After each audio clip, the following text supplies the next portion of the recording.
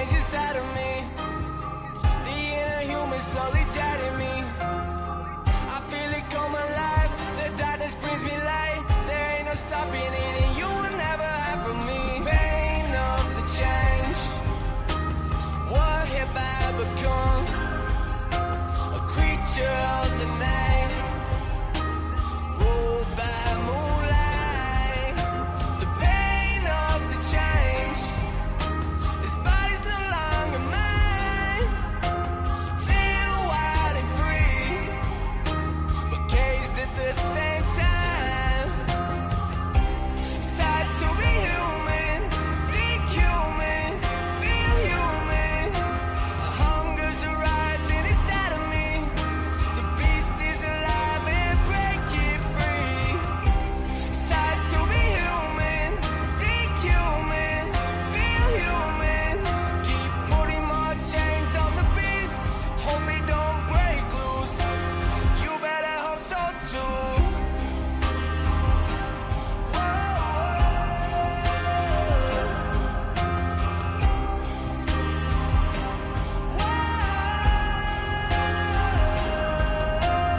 I'm still inside. I'm still here. What have I done? When did this all start? I have become a monster in the dark. A hunger like no other. Running on instinct. Was this creature always inside of me? The pain of the change. What have I become? A creature of the night, ruled by moonlight. The pain of the change. This body's no longer mine. Feel wild and free, but caged at the same time. It's hard to be human, think human, feel human. A hunger's arising inside of me. The beast is alive and break it free. It's hard to be human, think human, feel human.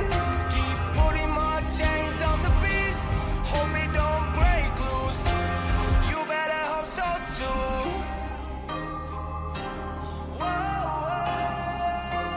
You better hope so too.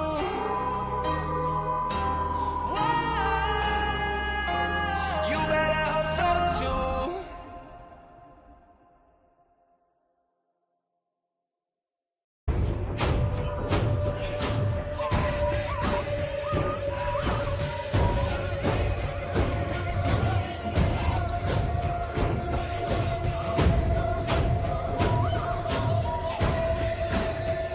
Seeking power over those that oppose me.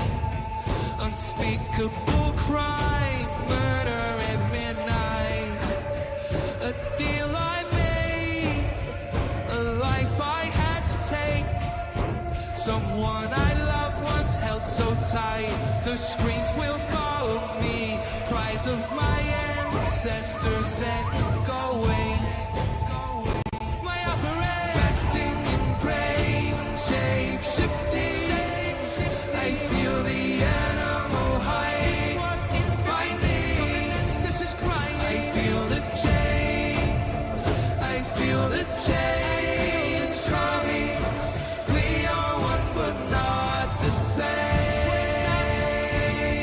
This form I desire, innocent blood I will devour.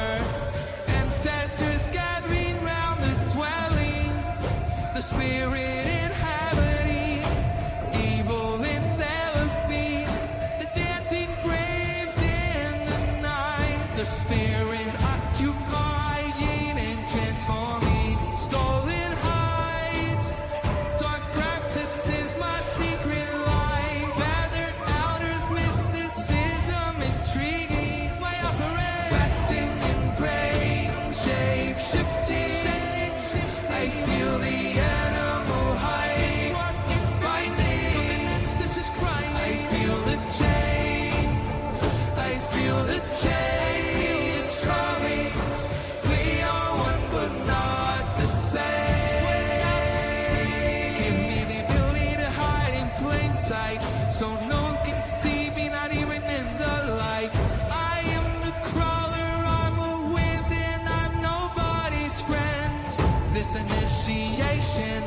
guess I'm part of the dark creation. My desires performing incantations. I walk in disguise. If I catch you, it's your demise. Shamanism, my religion, summoning spirits, manifesting myself and changing my flesh. A nightmare to behold. I'ma make you part of the fold.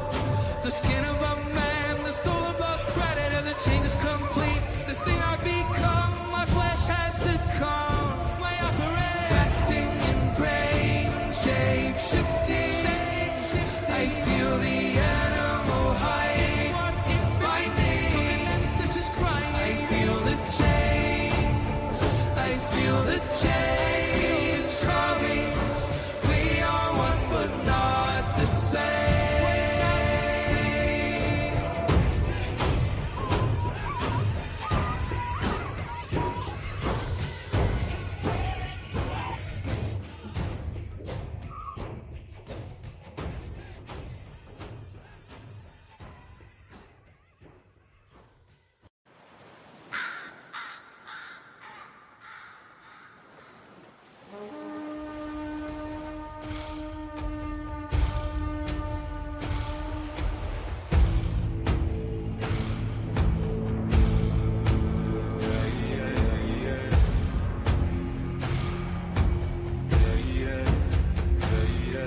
From long ago, the berserker traveled, crossing raging seas, snatching souls, devouring, conquering and beast. The seas could not tame me, war could not break me to feel so alive. Overflowing elation, ready for war, ready for war, ready for, ready for war, ready for war.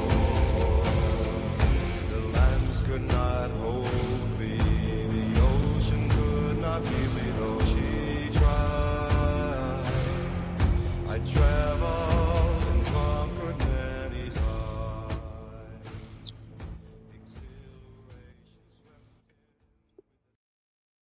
All right, I saw Liberty say this is his favorite song of them all. That's a good one.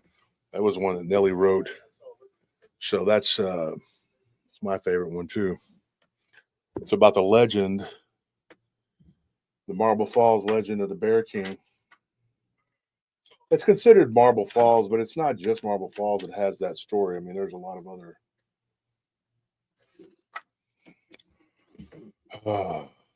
See who all's in the house tonight.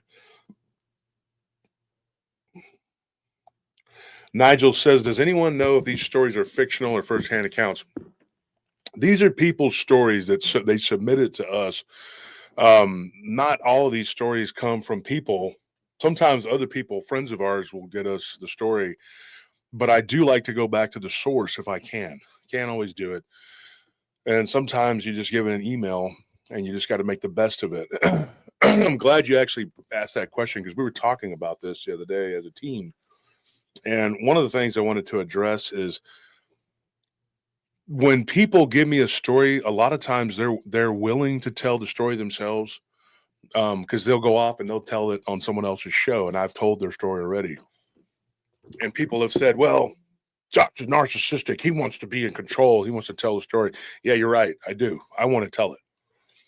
Unless you're great at telling your encounter and you're good at recounting it. I had one lady, we talked about this last night, like I said, and she told me, she's like, I could have never told that story the way that you retold it. And so, and she's right, because, and this, please don't take this as like me being some kind of, narcissistic douchebag. People are not really, they're not always capable of recounting something to make it sound epic. Okay. It is epic. I'm not adding or taking away for the most part anything. I'm just telling it as a cohesive story. A lot of times people will I can't tell you how many times I've listened to other people's channels with firsthand accounts, and people like those, but it's hard to listen to sometimes. And you'll see people dropping out because they just can't listen to the person. Now, this isn't saying that everybody who gives me an encounter, most of them don't even care. They don't really want me they don't want to tell the encounter. They'll just say, here it is, do what you want to do with it. And that's fine. But there are people who want to tell their encounter. They're just not really very good at it. And we've had situations where we've had when people come on the show.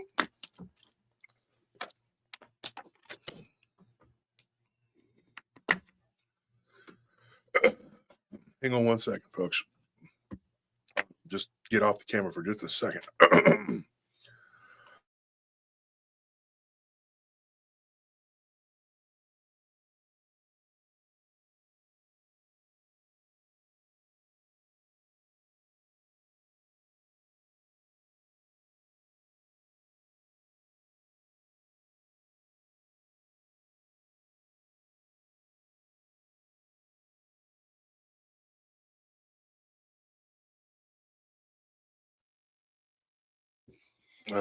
Hang on.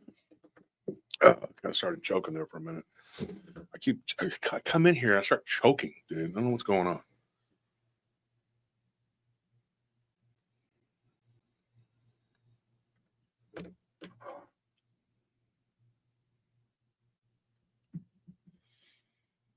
Yeah, see, and Scorpion says this, says some people just don't have a talent for speaking or to the public and get nervous when doing so.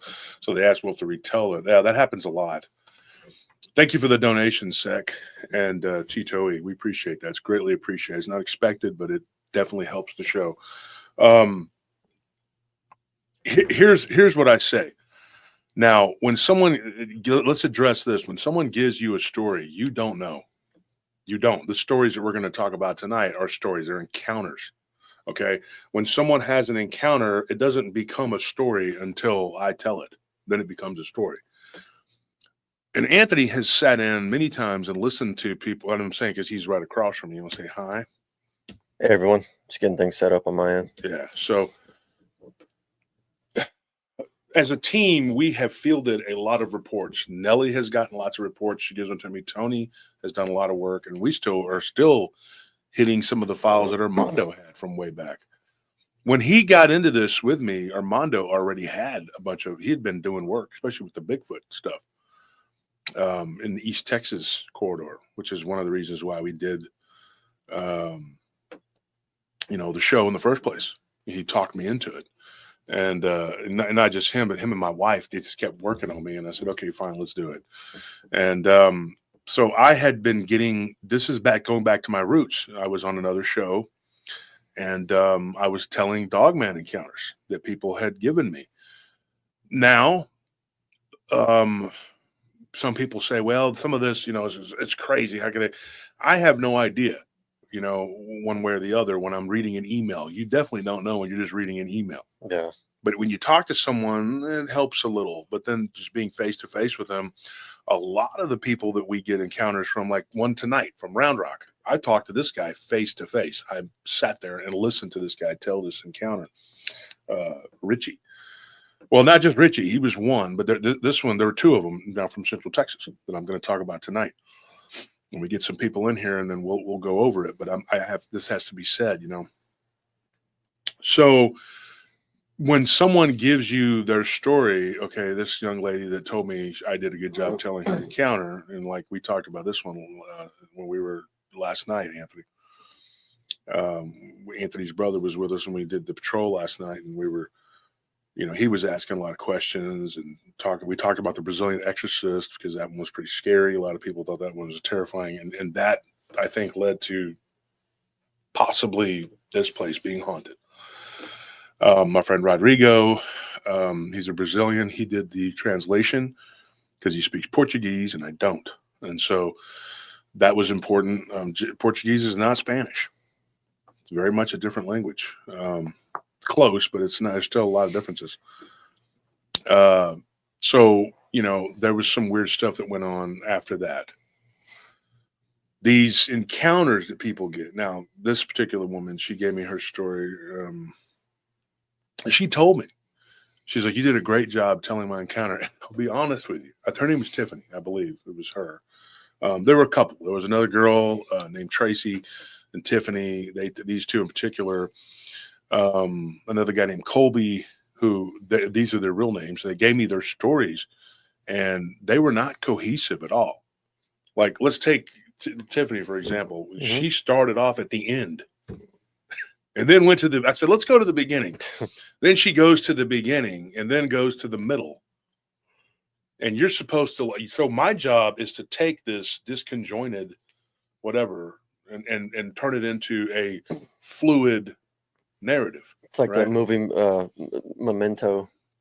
Starts off at the ending and then just goes backwards. Yeah.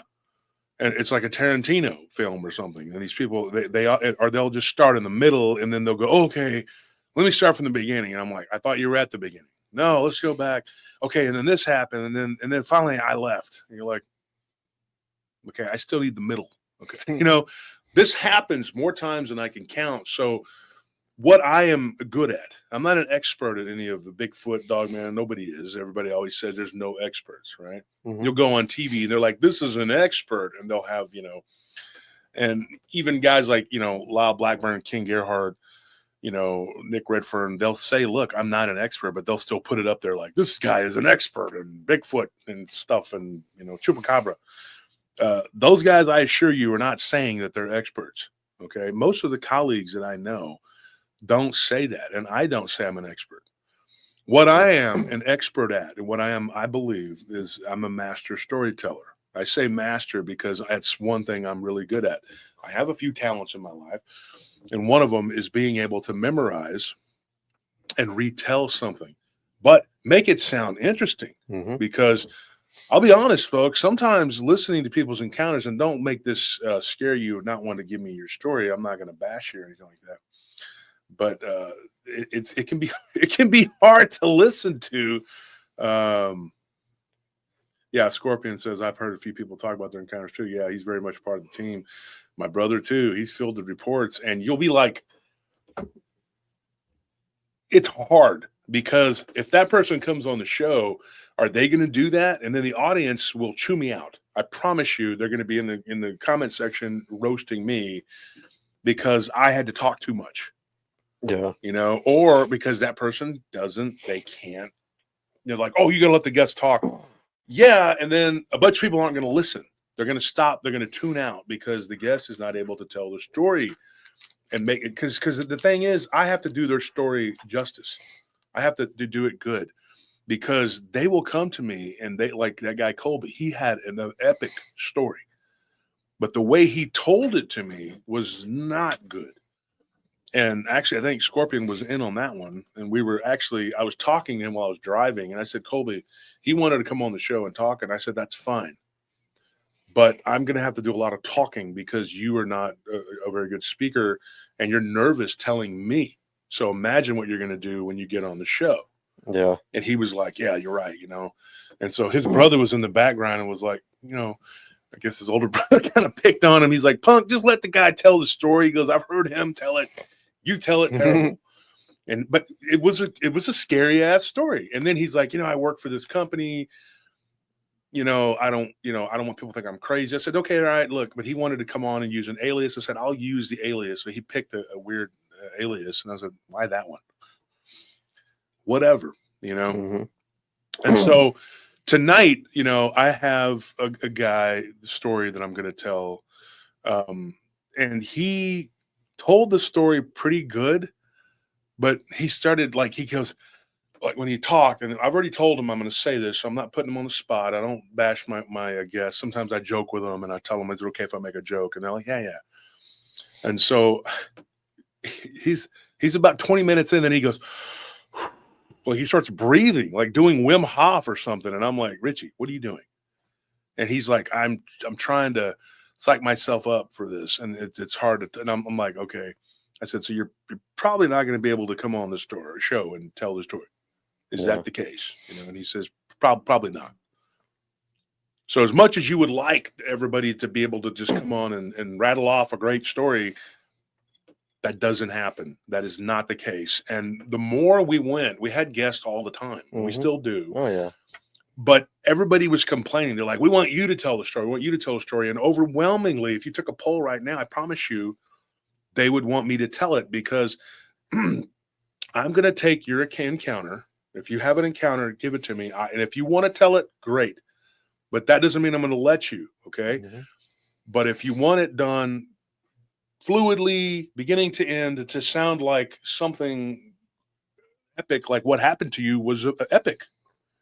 Good or bad, epic, you know? Epic doesn't mean it was great. It was just good. It wasn't a good thing. It just means it was an epic adventure. What happened to you was a little sideways into an alternate reality where we don't always tread, you know? It's very Twilight Zone-y, and that happens to people. And then they're like, holy crap, I didn't think this happened. Well, it does, right?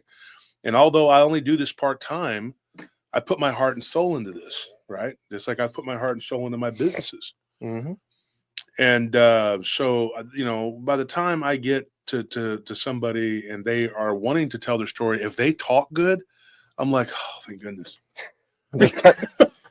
I just noticed that, like, there's a linguistic joke in here because you just said if they talk good, that's not like, you get it? Yeah, I do. if they speak well, okay, if they speak well, they're more gooder at telling it than I am the bestest at, then more gooder than they can go and they can talk good. Okay. You can talk gooder. You can talk more gooder. You gotta be a gooder talker, good at all that speakificating if you're gonna be a guest on the show. No, but like I didn't want to throw this in there, like you do that because not just because you care about the quality of the show. Obviously, that's a big priority, but also because you care about the actual guests themselves and how they feel afterwards. Like, because whenever their story comes onto the show, they're going to be right there, glued to the screen, seeing how people react to it and reading the comments. And early on, some of y'all who've been with us for a long time, like some of the podcast episodes early on where we had guests, you know, they told their story themselves, and I did a lot of editing and stitching together as best I could. But even then, like in the comments section, there was like a lot of negativity, and they got roasted, and people were just saying mean, just not even being constructively critical, just being mean. So I mean, like you telling their story if they can't speak it's in my opinion, it's doing justice to the guest too. You know, because they don't want to come on the show already nervous and then get torn up in the comments afterwards. They're probably never going to go on. They're never going to tell anyone their story ever again. And look at how many times we've been told, "Hey, you did a great job." Yeah. In fact, and I'm not bragging here, but we have like a few packages to open. We went and checked the mail. And well, I didn't. Tony did, because I've been living out in the middle of nowhere. And people send us things. These are a lot of times are people who we told their story, and they are like, "Thank you," because I was able to bring it to life. And I take great pleasure in that, and I take I have a lot of pride in when it comes to that. I'm not a very proud man. I don't care. The Bills are winning, thank God. I hope that, because the Lions. What does it take? I mean, I'm not a Lions fan, but this year I was all in. I was like, come on. You know, the Cowboys are like, we're all in. Yeah, right, Jerry, whatever. Another circus. And my Raiders, terrible as always. And so the Bucks, 4 years in a row and just not doing it. And then, you know, getting into the playoffs and getting beat. But the Texans, oh my gosh, they got rooked. Oh my gosh, that was horrible. If you're a Chiefs fan, and I'm not giving you a pass unless you're the Blondes and Boos ladies. I love you guys, and so y'all, like, you get a pass. But everybody else, you're a Chiefs fan, dude. Stop making excuses, dude. The great and mighty Mahomes is just, when he plays, they're babying him, and he's calling the shots. I mean, dude, it is so obvious. It is so obvious. It is the National Flag League, okay? You know, the National Fixed League is what it is. It's the fix is in. As a Texans fan, I was disgusted, dude. I didn't even watch it. I couldn't even watch as I knew that was going to happen. And I looked at the highlights, and then I went back and watched certain plays, and I said, "You got to be kidding me, man." The Eagles will most likely beat the Commanders, but the Commanders are hot right now, and the Eagles are one of those teams who have been underachievers forever. They might get to the Super Bowl, and then the Chiefs get to the Super Bowl. Who the hell wants to watch the Eagles and the Chiefs in the Super Bowl again? We've already seen this movie, and we saw them play the Niners again twice. And I'm not a Niners fan, but the Niners got rooked in that last Super Bowl. They might not have won. They might not have won the game. But I'm willing to step up and say, when I'm a fan of whatever team, I don't care. I don't want my team winning by cheating. I don't want that. And I don't know how these people can sit there and justify. They're arguing all the time. Like, oh, y'all are just jealous. Dude, no. Do you not watch the game? I know you're a Chiefs fan. Look at what they're doing. They're giving them these games. The Chiefs haven't scored 30 points, more than 30 points all year, and they won every game except for 2. I just watched the clip where it was that call on roughing the passer on Mahomes, and it was just 2 Texans running into each other. They barely even touched them. Yeah, and Aikman was like, "Come on!" Yeah. Got mad. Even Aikman was just like, he was getting mad. He's like, "Oh, come on! I couldn't disagree with that call more." Like, it's pretty bad when even the commentators who are not supposed to talk like that are just that frustrated with it. Yeah. So I mean, he might lose his job. I don't know. They ain't gonna fire Aikman. Hell no. I don't know. Him and Joe Buck are an institution, and I don't think Aikman gives a shit anymore. I think he's sick of it. He got sick of Jerry Jones and the Cowboys, and and he just told it like it was. I know he didn't like Barry Switzer. I remember he was like, not at all, complaining. He was like, "We got a passive coach. He's not doing nothing." And yeah, and and he said it the other day. He goes, "It's not a coveted job to be the Cowboys coach," and he basically came out and said, "You're just going to have to do whatever Jerry says." Yeah. Jerry had Bill Parcells, who had gone to at least the conference championship with every team he had ever coached. And then he gets the Cowboys and can't get through the first round. And they're like, he's horrible. No, he's not, because you're coaching with one hand tied behind your back. All right, so let's get back on topic, because we're going to talk about these Dogman encounters. But just like I said, kudos to the Niners. They had a bad season, but they're not a bad team. They just had a lot of injuries, so the Cowboys had a ton of injuries. But they at least should have been treated fairly in that last Super Bowl. And I don't like them. I don't like them, and I don't like the Rams. I don't like the Eagles. But whoever plays the mighty Chiefs, you're going to have your hands full, because they want this team to three-peat. They're carrying them into the Super Bowl, folks. I'm telling you. So I'm sorry, but even if the Eagles go to the Super Bowl, I'm going to root for them. And they're our mortal enemy. I hate them probably more than the Niners. We play them twice a year, every year. So the Bills had the harder road. They had to play because, and the only reason the Bills beat the shit out of the Chiefs early in the season. And let me tell you something. The Chiefs didn't lay down in that game. They just got their ass whooped. The Bills beat them all the time. I'm telling you, look at the record in the last few years. I think they're like 4-1 against them. Super Bowl years for the Chiefs. The Bills are going to have their hands full against the refs next week. You watch. Right. Mm-hmm. And I want the Bills in there so bad. I wanted them and the Lions, and I didn't care who won out of them two. Really, neither one of them have won it, but the Lions, at least I wanted them to get there. I mean, get there. Golly. I almost put money on them to go to the Super Bowl this year, and I backed out at the last second. I don't bet a lot. It's like, $100. And I was like, not going to do it, because first of all, I don't want to lose $100 because I'm broke as shit. But I just backed off. I was like, I'm not going to. I had a pool with some friends, and they were like, hey, let's do this, And it's really convenient the way you can gamble now, too. And so I'm just like, I'm not going to do that. I'm not doing it. So I didn't do it. But, I was like, I haven't done anything all year. I just didn't trust it. Didn't trust it. Somebody tried to get me to throw in on the Longhorns, and I said, nope. Because you don't know what the refs are going to do. You don't know. And when I saw the Lions, I was like, you got to be kidding me. Against Washington. I hate Washington. Come on, man. God, I'm not even a Lions fan. It broke my heart. I was so. A bunch of my friends are Michigan Rob. Shout out to him. He big Lions fan. My friend Ryan Dinsmore, my old hairstylist. Yeah, I really wanted to see the big Lions go all the way. fan. A bunch of my friends are Lions fans, and I was like, yeah. They deserve it. They haven't done nothing in ever. It's their time. And so you just, Nevia's Angel says, yeah, at least the Cowboys and the Niners had. Yeah, let me say something real quick, and then we'll jump right into this. I actually during the 2000s, when the Niners were ass and the Cowboys were mediocre, we would always beat them like in the early, like up to a certain point, in the regular season. This Niners just weren't competitive for a while.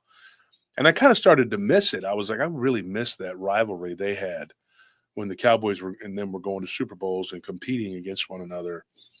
And we, it wasn't there no more.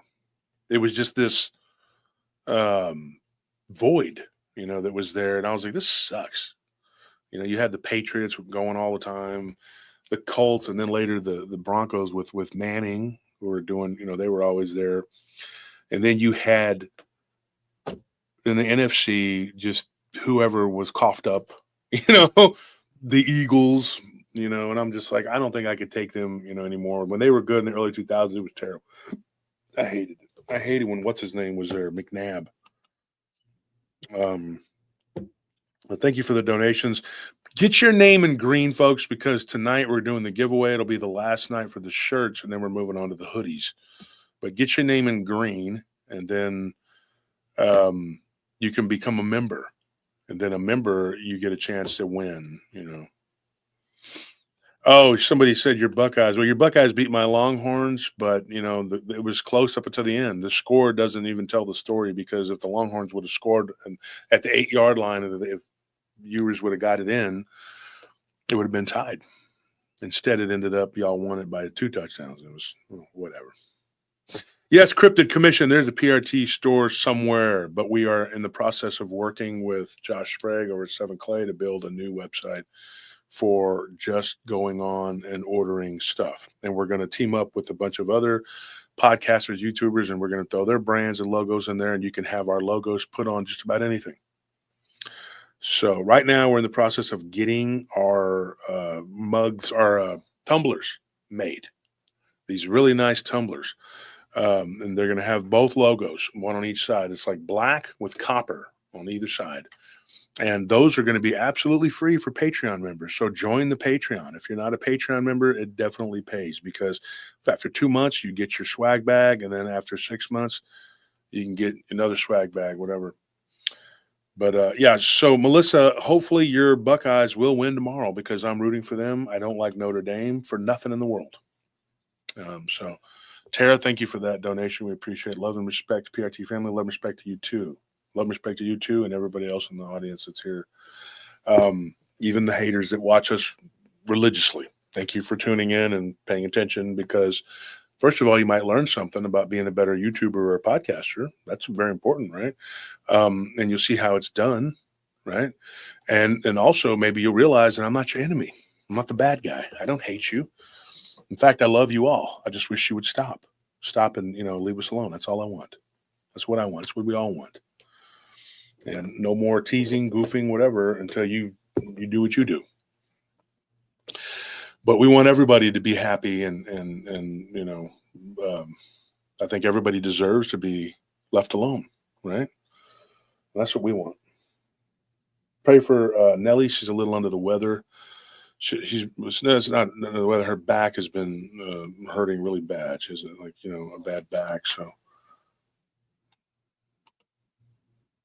Dr. Fox, it's a super sticker, but it doesn't show the sticker. It shows a, okay. Oh, the fox. Okay. I get it. I was trying to show the sticker, and I was like, what is that? It's not showing up.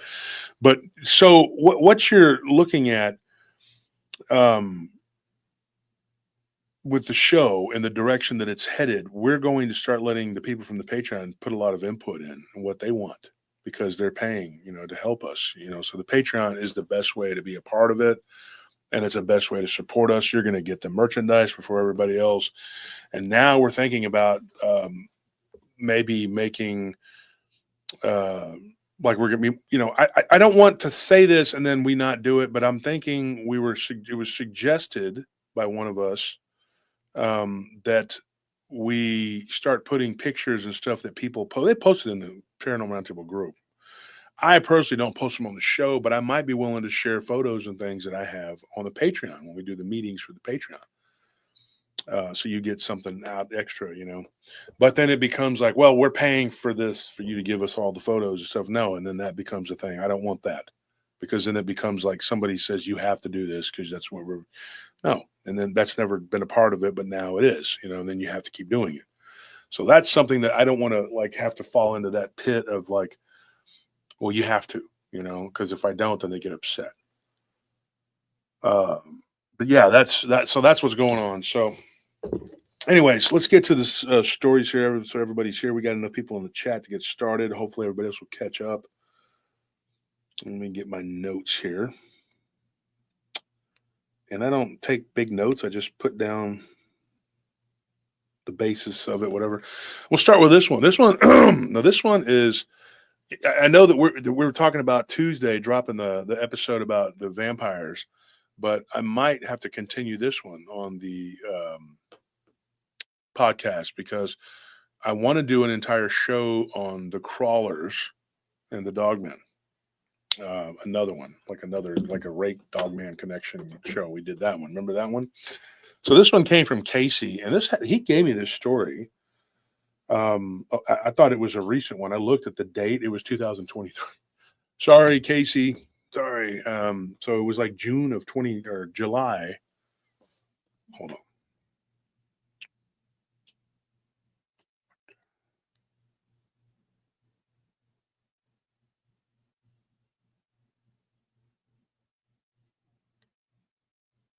Okay, so it was April of 2023. This took place in July, the day before my birthday, in 2020. So that's what this story was. So it was right at the pandemic was going on, whatever. And he went out for a hike, and he's like, I just wanted to go somewhere and not have to wear my mask and just be. And by the way, this happened in Montana, and so the guy lives in a beautiful area. I saw on his Facebook his photos. He sent me to his Facebook, and I was like, "Holy crap! This guy's got like." So we switched my personal Facebook over. Now I don't really have friends; I have followers. And so yeah, if you go and you can just become a follower. You don't have to send me a friend request or anything anymore because I had almost 400 friend requests and I didn't accept any of them. I couldn't because of the fools that were sending in fake profiles and just cloning people's accounts and doing all the crap that miscreants do. And so Casey sent me this. Casey was 22 years old when this happened. It was in 2020, and he was like, I wanted to go somewhere. Because in town, he's like, it was a small town, Montana. We didn't have to wear masks. He goes, but if you went to the Walmart, you did. And so he was like, I was just aggravated. I told my wife, future wife at that time, not married yet, girlfriend, said, I'm going to go. No, not tonight. These are not all in Texas out tuition. Some of them are. And so he said, I'm going to go. In his house there, his town is a pretty haunted little town too. But I'm not going to say it, the small town because he works there and everybody knows him, and he works at a feed store, and I don't want people knowing that where he works at. I'm just joking. He doesn't work at a feed store. I just told you that, so it would throw you off. No, he does.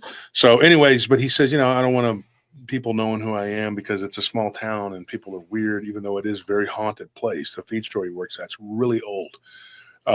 So small town Montana. Anyway, he goes for a hike, right? Had never seen anything like this in his entire life. Had never seen a dogman. Did not know what a dogman was. He knew what a werewolf was. Had never seen a crawler. Did not know what the hell that was. Didn't know, whatever. And I had to, let me tell you something. When I got in touch with this guy, and he messaged me back. It took him about a week to actually go in there and look at it. I guess he doesn't look at his old Facebook account very often. And so what he told me was very interesting. And in fact, I think that the account may be defunct now because he kind of got off of Facebook. He's kind of one of those people who's not really, he's about my age. He's not really into the mentally anyway. He's like, what do you call it? Like, he's a young guy, but he's got that like old, like you do, that young fogey mentality.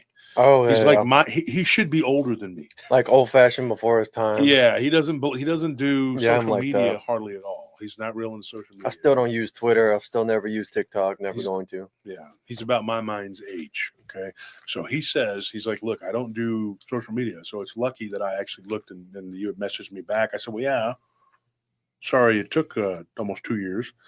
But I just was like, I remembered there being a story, and he had emailed me too, and he said I sent it to you through Messenger, so I had to go back and look through at Messenger and saw it.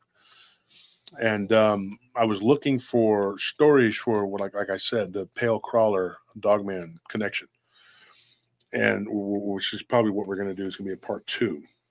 And so this one though, I'm going to give it to you tonight. And I actually was able to find several encounters where people saw both different times, but every now and then they'd see them together. So there's something going on there. I don't know what it is. So this guy goes for a hike. He's like, there's woods and then there's this open like prairie. And he's like, and it's just like you walk up a hill, one downhill, one walk up another. And he's like, and so I'm at my grandpa's place. His grandpa passed away last year. My condolences. But his grandfather used to own this land.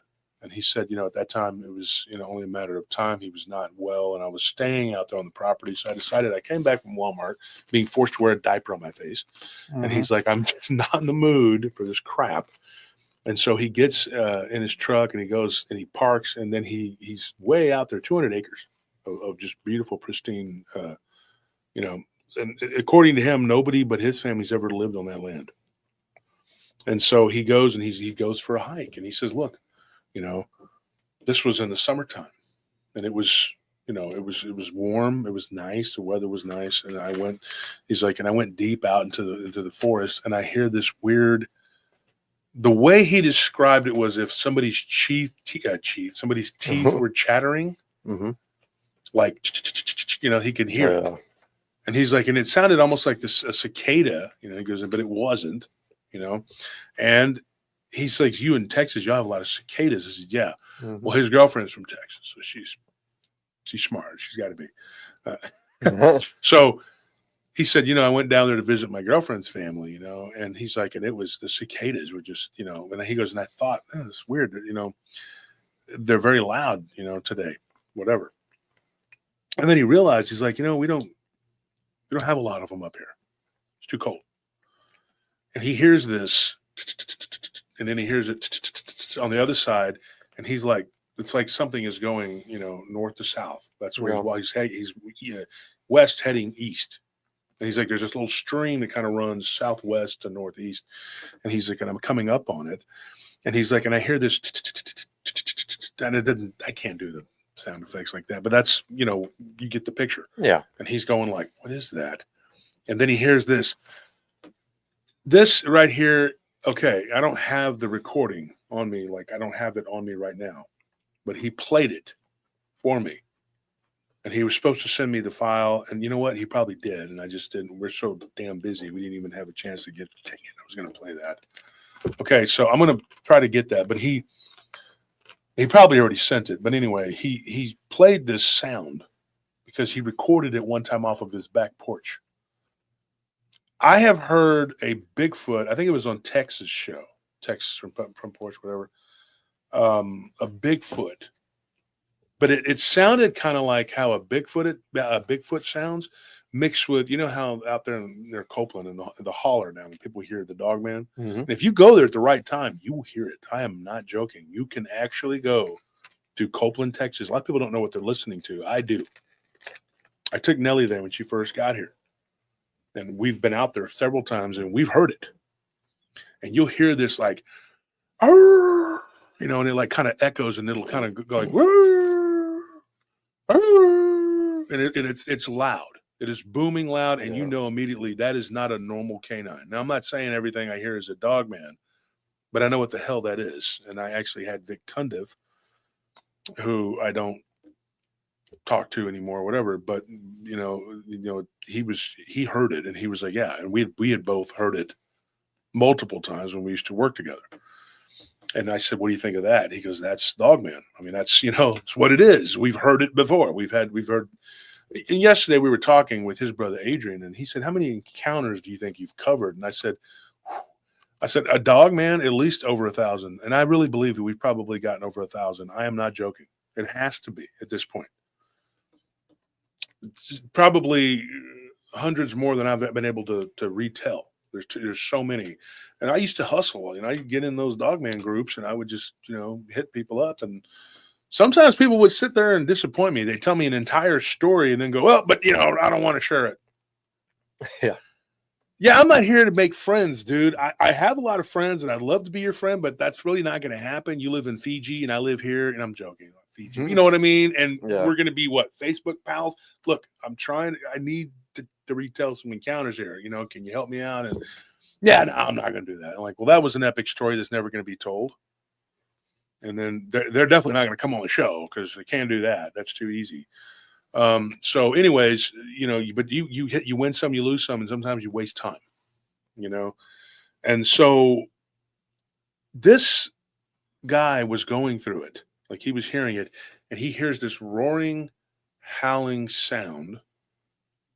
And he said when he was a kid, he was with his younger brother, and he said, dude, I was walking near this reserve, this park. Like they had a game reserve, whatever, where they had wild animals. Yeah. And these two buffalo came running up to the fence where they were at because one of them was chasing the other. He goes, I could feel the ground shake.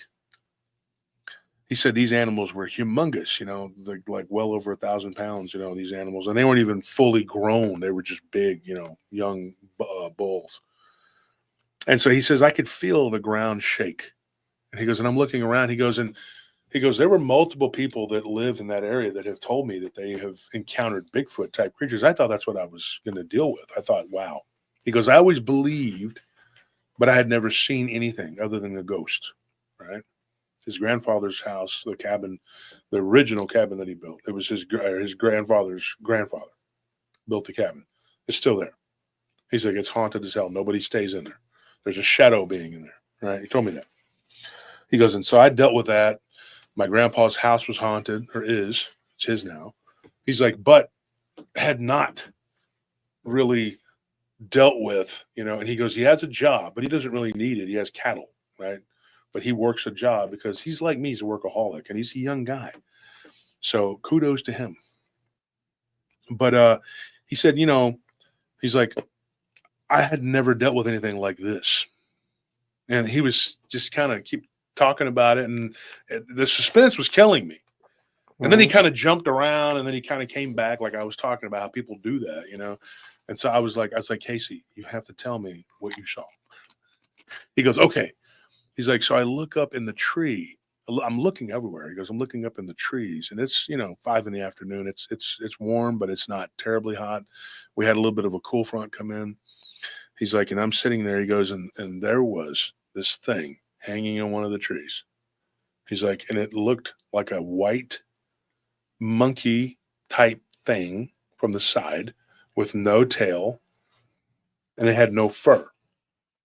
He goes, and I thought it was a monkey until I saw its feet. He goes, there was this spiky looking horn thing where the heel should have been, and then there were these weird 3 claws. There were like 3 toes, and they were wrapped around the tree. He goes, and this thing turned its head and looked at me. He's like, and I'm like, what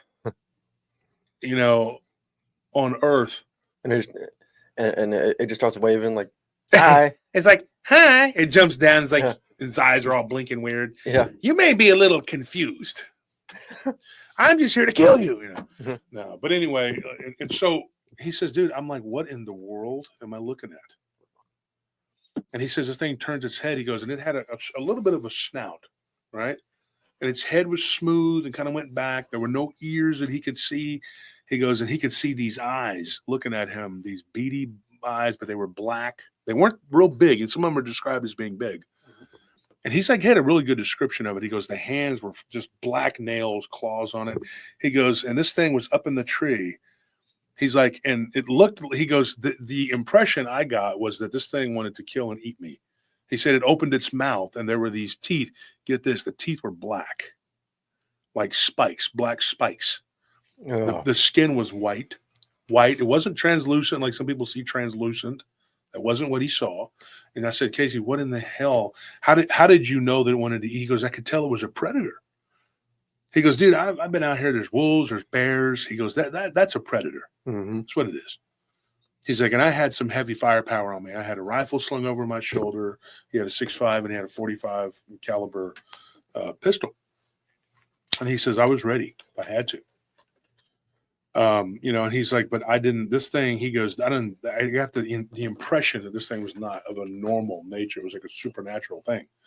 And he said that this thing was like just mad dogging him, like his words actually said that, And Shade Viking asked the question, how big was it, Wolf? Let me post your comment there. He said that he estimated that if it stretched out and it, stood up on its hind legs, at the time he first saw it, he goes, I thought it would be about 6 feet. But get this. That's a good question to ask. So he says here, oh, shoot. Sorry. Come on, ED. And so this creature, this being, was sitting there looking down at him. He's like, and it was like, it kind of did this weird snapping thing, like, kind of toward him in his direction. Mm-hmm. And he backed up and he's like, at that point, I knew there was something because it began to run up the tree further and I felt the ground kind of shaking. And I looked at this creature and I knew that creature wasn't making that shaking noise. He's like, and then he goes, I hear something that like, roaring, and then it turned into, and he was like, what in the hell am I feeling? He's like, I could feel something go through my back, out of my chest, and through my head. And he goes, and I felt like I was going to fall over dead. The guy, the security, out at the treatment plant, the water treatment plant, who dropped his weapon. We talked about this. When Bettina came down, her and Maddie, we took them and we showed them this spot where this took place. I've taken several people out there and showed them the wastewater treatment plant, which is now they're doing an expansion of it. But that guard, what he saw and what he heard, the infrasound from one of these creatures. It wasn't a crawler. It was a Dogman. He goes, I turn around. He's like, and I felt like falling to my knees, and I see this wolf, giant, just like a giant timber wolf, sitting there looking at me. And he's like, it was sitting. Like it had its paws out in front of it. He goes, and then I see it lift its paw up and kind of touch its face. And he was like, wolves don't do that. Wolves don't lift up their paw and go, hey. And then he said this thing kind of like scratched and touched its face. It was like a physical thing. It was physical. But he goes, Wolf, it was a hand. It was a paw. And I said, it was a hand. It was a paw. Which was it? He said, it was both. It was both. And he goes, and I'm, at that point he had to take a breath. He was like, I gotta breathe. He was having a hard time telling the encounter. Now, he did get in touch with, or he had reached out, I think at one point, like when Scorpion was talking, I think he had reached out to him at one point. And he said, I tried to reach out, and he had made friends with him in a group. And so I don't know if he said I had told him, So when I talked to Scorpion about this was several months ago, and I said, if you're getting any stories, send them my way. And so I guess he was the one that sent it to my email. And so when I reached back out, and I said, hey, and he was like, oh, is this Wolf? I said, yeah, it's me. He still listens to the show sporadically, but he's real busy running a ranch, working on a ranch anyway. And he likes to work. He's a workaholic. But now he doesn't go out there alone. And what he was telling me, when Scorpion, I asked him, I said, do you have any of these stories people have given you? He said, this is one of the scariest ones I got. It was last summer. We talked about it, but I couldn't find it. And so thank goodness, we were able to come back to this one. And I was able to get in touch with him and actually speak to him myself. So the reason I sidelined into all that is because don't give up. If you have a really good story and you want it told, or if you want to tell the story, and you're very capable of doing that, don't give up. Reach out to Anthony or Nelly or Tony or Scorp or even Maddie. Whatever, whoever, somebody that works with the show.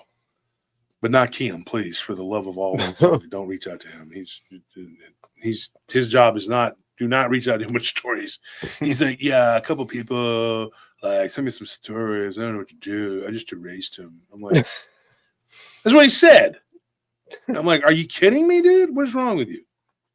I'm stoned. And I'm like, exactly. That's par for the course. So Kim's good at what he does. Let's keep him doing what he does. Let's not give him stories. Okay. Let's stick it with the people. Now, there have been a few times where people have gotten stories, and unfortunately, those people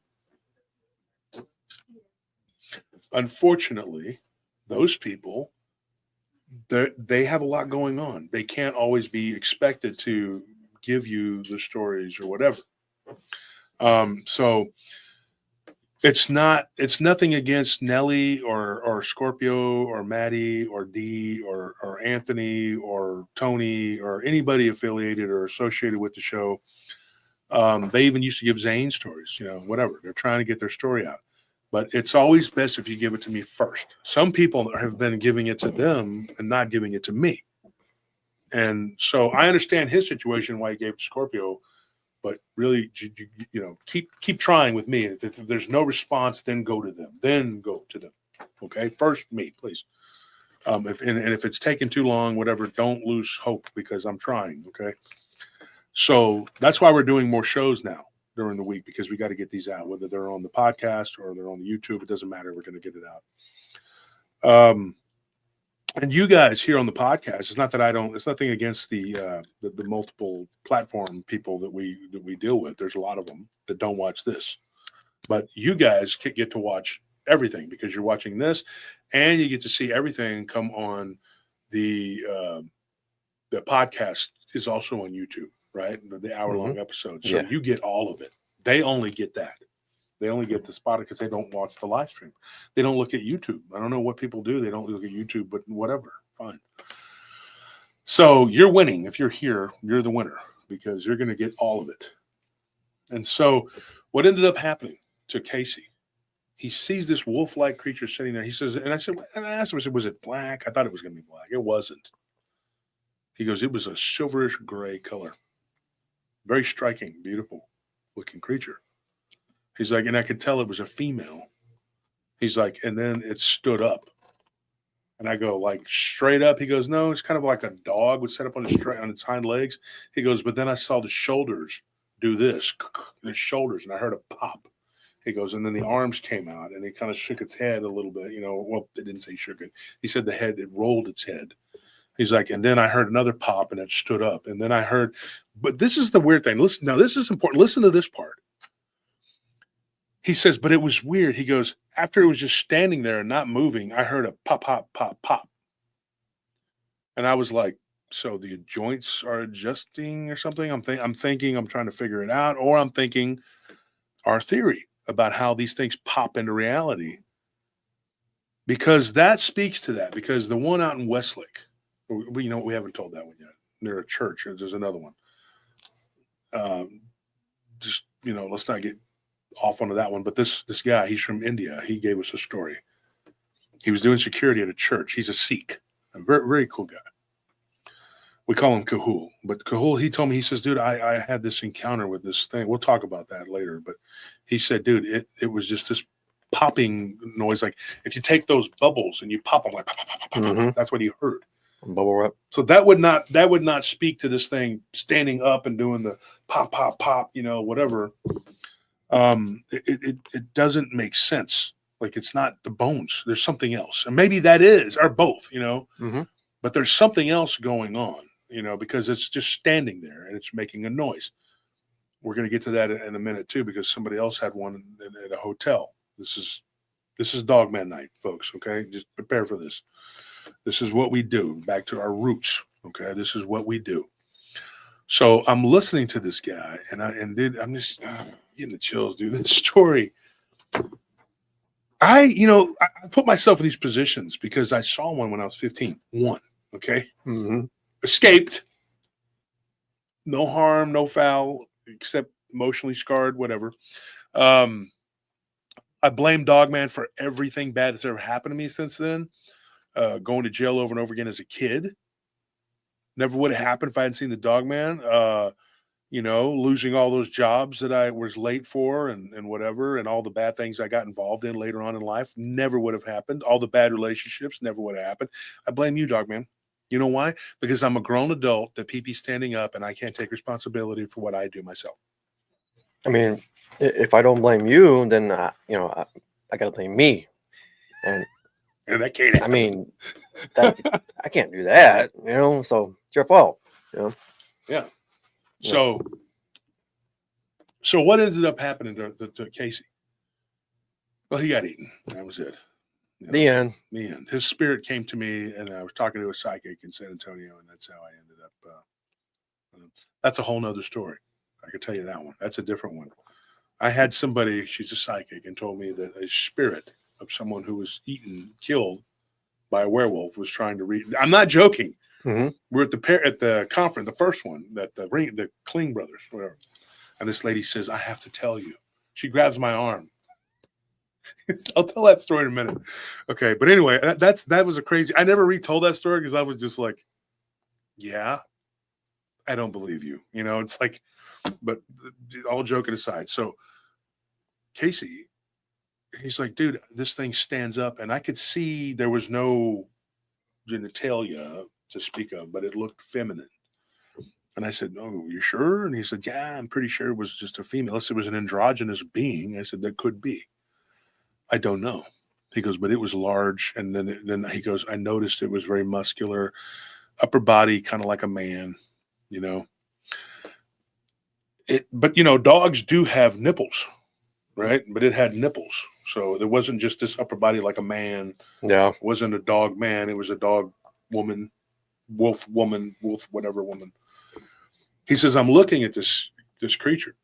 He goes, and I start to reach, turn my body to grab my rifle. He goes, and this thing said, don't do it. And I was like, it communicated with you, it talked to you. And he said, yes. Now this guy doesn't like just sit around reading fiction books and go, I'm going to think up some shit to tell this guy. But he didn't give a shit to try to fool me. You know what I mean? I don't believe that. Now, there's a thing where you don't want to believe something, and it is what it is. I don't want to believe that she would ever cheat on me, but I'm watching it right now. It just happened in front of me. It's like you don't want what you want. My man would never cheat on me, and then, ladies, he's out doing what he's doing. No. Right? You don't want that, but he's a dog. It is what it is. But, and for some reason, I'll get these stories, and then people will tell me, yeah, man, it was the worst thing that ever happened since I caught my wife. And I'm like, and then they tell me about it. I'm like, you're going to tell me about it, aren't you? Yeah, I don't need details. I've got some details. One guy out of Kentucky, he just, but I felt terrible for the guy. But he gave me some details, and I'm just like, oh, you know what? Bobby, his name's Bobby. I said, hey, Bobby, let's not go there. Let's just stick to let's talk about what you saw, And he's like, oh, yeah, it was horrible. Let me tell you. But here is what happened. He said this thing backed up, and it kept looking at him and looking up at the tree. And he looked up and he goes, this is a big, tall tree. I didn't ask what kind of tree. Well, I should have. But he said this thing was up near the top of the tree because I could see the branches. Some of them were falling. So this thing was calling the tree. It was very good at climbing. It was heavy. He goes, and this creature looked at me and just said, tree. And he was like looking, and he said that this thing communicated with him. It was after whatever was in that tree. This is what happened. The thing got down on all fours, wolf-like creature, and it ran off to his left, and he took off running the other direction. This thing communicated with him as he tried to run. It said, no run. So he stopped and began to walk. And I said, I asked him, I said, let me ask you a question, Casey. I said, are you telling me this thing saved you or was being friendly with you or whatever? He says, no. He goes, I'm telling you right now, it had no interest in me. The interest was completely with that creature. Mhm. He says, I got out into the clearing and I ran. He goes, and I stumbled like the little girl from Little House on the Prairie. That's my word. He didn't say Yeah. that. Just, you know, how a little girl runs and falls.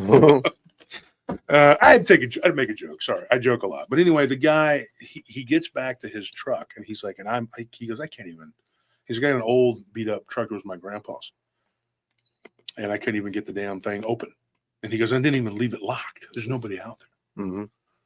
And he's like, and I throw the gun in and I jump in and I'm sitting there. I'm like, what did I just see? What did I just see? He goes, I was shaking. He goes, I got back to the house. I go into the ranch house. My grandfather's in there asleep. I check on him. I look in there. He goes, I go into the living room. I sit down by the fireplace and I start crying. And the fire wasn't going because it was summertime.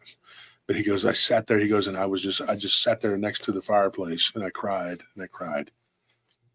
He didn't know what to do. He didn't know what to make of this encounter. Well, you would say that's that, right? That's a wrap, you know, Casey, Mm-hmm. you know, whatever, but that's not what happened. 2 nights pass, right? 2 nights. And he said that he was sitting there reading a book, you know, and really interesting. He's actually trying to read War and Peace, which is, I'm going to tell on you, he never finished it. It's a big book. But I got to admit, I've read most of it, not all of it. And so I did this kind of thing where I looked and I was like, oh my gosh. So I jumped to the end and just kind of finished it. Mm-hmm. You know? I mean, if it was like Red Badge of Courage, I'd be like feeling guilty for doing that, but not with War and Peace. Right? Just it's like reading Gibbon's, you know, like Decline and Fall of the Roman Empire. You're like, how many volumes is this crap? I mean, like, how many volumes am I supposed to read? So you try. I actually did. I read the Decline and Fall of the Roman Empire. Can't even remember all of it because it was so, you know, just good grief, man. You're just like, it's Ed Gibbons, you know, like how did he was able to this ungodly amount of information. Yeah. So yeah, it was crazy. What's up, Rivas? It's Codega's Codex of Curiosities. So this guy goes through this trauma and he goes, I couldn't get over it. He goes, I ate a bowl of cereal. For those 2 days, that's all I had was a bowl of cereal. And I told him, I said, Casey, there are people in other countries who they go to bed hungry. They lay down on a mat made of bamboo and they don't even have a bowl of rice to eat. And you should be thankful. And for $2 a day, you could make a difference in my life if you begin the Patreon. That's $60 a month, folks. It's not that. Come on. For $60 a month, I will seriously champion those people. I will. Yeah, other people have it worse than you. So instead of giving your money to them, you should give it to me. Yeah. Because the problem is, if you really could think about it, though, a lot of those places, not to cut you off, but let's be honest, they don't do what they say they're going to do with the money. Oh, yeah, most charities are a scam. They're a scam. You know, we're actually going to use it to buy nutrition bars and to keep my weight off of me, so that I can stay alive and keep doing this. Because otherwise, let's be honest, I'll be a fat ass if you don't help me. No, you need this. PRT, you need PRT in your life? Well, I need money in my life. Come on, what's going on? Throw down. Let's play a game. Roll the dice, 2 dice, 6-sided dice. Now, if you want to use a higher side dice, that's fine too. This ain't Dungeons and Dragons, but just throw the dice and whatever you roll times 10 and then donate that. There you have a game. We play a game. You get to have that kind of entertainment, and then you get to pay us. We end up putting like some kind of virtual gambling game on the screen and get all of the listeners addicted to gambling and stuff. Losing their houses, watching the PRT. The other day I was driving down 620 and I look up. You've seen it, when you go toward one of our sites, and there's a sign there that says "Play poker 24/7." Mhm. I'm like, why do I want to play poker 24/7? What kind of addiction shit is that? Mhm. Hey, Mikey, come on, big money. Mhm. So my wife is aggravated with me because she said that I don't tell the stories like I straight up, like I'll segue into other stuff, whatever. Mhm. But the thing is, she's like, I'm trying to cut these into reels. That's what she does. That's what Keem does. And so I said, look, I have to do that because I don't want to lose my freaking mind. All right. There's stories when you're retelling them, it gets intense. And honestly, folks, sometimes I feel like my blood pressure elevates, because it gets retelling it. You're having to put yourself, look through their eyes. You're having to kind of put, and so it does feel I get kind of a little anxiety, a little bit, not as bad as people that it happened to. But if you're trying to do it right, you're going to feel some emotion. I've seen people just sit there and go, at this point, blah, blah, blah, blah, blah. And then some people are really good at retelling it, But here's what ended up happening with this guy. He tells me, he's like, I'm reading a book.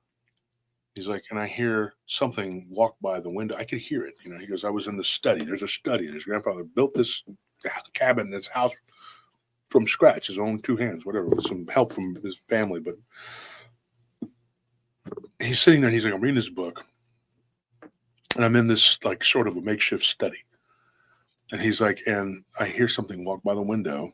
And he's like, and I pull the curtain back and I see this thing standing there. And I said, how far out? And I said, give me yards. He said, probably 15 yards away. He goes, and it had sort of by the light of the moon, he goes, it had sort of a pallor about it, like a glow, And I said, same thing, gray looking wolf, whatever. He says, no. He said, this one was much darker and it was definitely a male. It was not the same creature. And he said that his grandfather had lost some cattle and that there were people that had worked on the ranch next to them, which is, these are hundreds of acre tracts, so it's not like they're like right next door. Mm-hmm. But he said that the ranch that abutted up to ours, adjacent to ours, had lost some cattle too, both sides. And the predator, whatever it was had a very huge bite, whatever it was. He talked to his neighbors when they were looking at some of the predation that had happened to their livestock. And the neighbor told him, he says, this is not a wolf or a bear. This is something, the bite on this thing was taking out the entire midsection of the cattle. It was eating the organs, like it would just take one or two bites and they were completely gone. Wow. And then it was spitting out the stomachs because cows have multiple stomachs. And he said it was crazy. And then the bones looked like they'd been chewed on too, like the rib cage, everything had been just taken out. And you could see that there were bites. And he said that thing I saw up in the tree with the black teeth and the weird looking black eyes, he said that thing definitely would be a candidate for that. Now, you remember Ernest told us this story. We told it on the other show about how this male Dogman had brought one of these crawlers and threw it out there to show these ranchers, hey, his grandfather's ranch out there in Spicewood, saying, hey, well, now that wasn't Spicewood, that was near the Hernandez ranch. And he said, this is what's killing your cattle, like basically showing him. So I kind of thought maybe that's where he was headed with this. And I thought, well, but that's not what happened. This thing just told him, basically, same thing. And he said, thank you. And it got down on all fours and it took off into the darkness. He says, dude, these things were making me real uncomfortable. They're coming to my house now. He's like, but I wasn't really afraid of them. I was more afraid of whatever that white thing was up in the tree. Yeah. And he said that when he was out one day, trying to get some of his cattle that had gotten through the fence, and they had gone off into the woods. He said it was the worst because they're hiding in the trees, you know. And he says, I walk out there. He goes, I'm with two guys. And he said, one of my friends, Sergio, was with me. It's his best friend. This guy actually witnessed one of these too. He says, we hear that clattering noise, but it's not coming from up, you know, it's like directly in front of us. He goes, and I could see the brush moving. And he goes, and I saw that there was the back legs of a calf and it was being pulled, but I didn't see the creature. He's like, and then one of my guys lifts up his rifle and fires. He goes, at that moment, we see this blurry thing come out from behind these trees, like these ferns. And he said that this thing ran so fast. He goes, and it looked like, and I told him, I said, the predator. And he said, yeah. He goes, but I'm convinced that it was one of those white creatures. And so I gave him the heads up. I said, check out these episodes here, you know, the Dogman rake connection, which was one that so he went back and he listened to some of the rake stories, and he came back and he said, that's kind of what I saw, but not exactly. And I told him, I said, is this a weird thing? And you got to listen to what I'm going to tell you, folks. Listen to what I'm going to tell you, please. There are multiple types of these creatures. I'm convinced of that. It's not just one.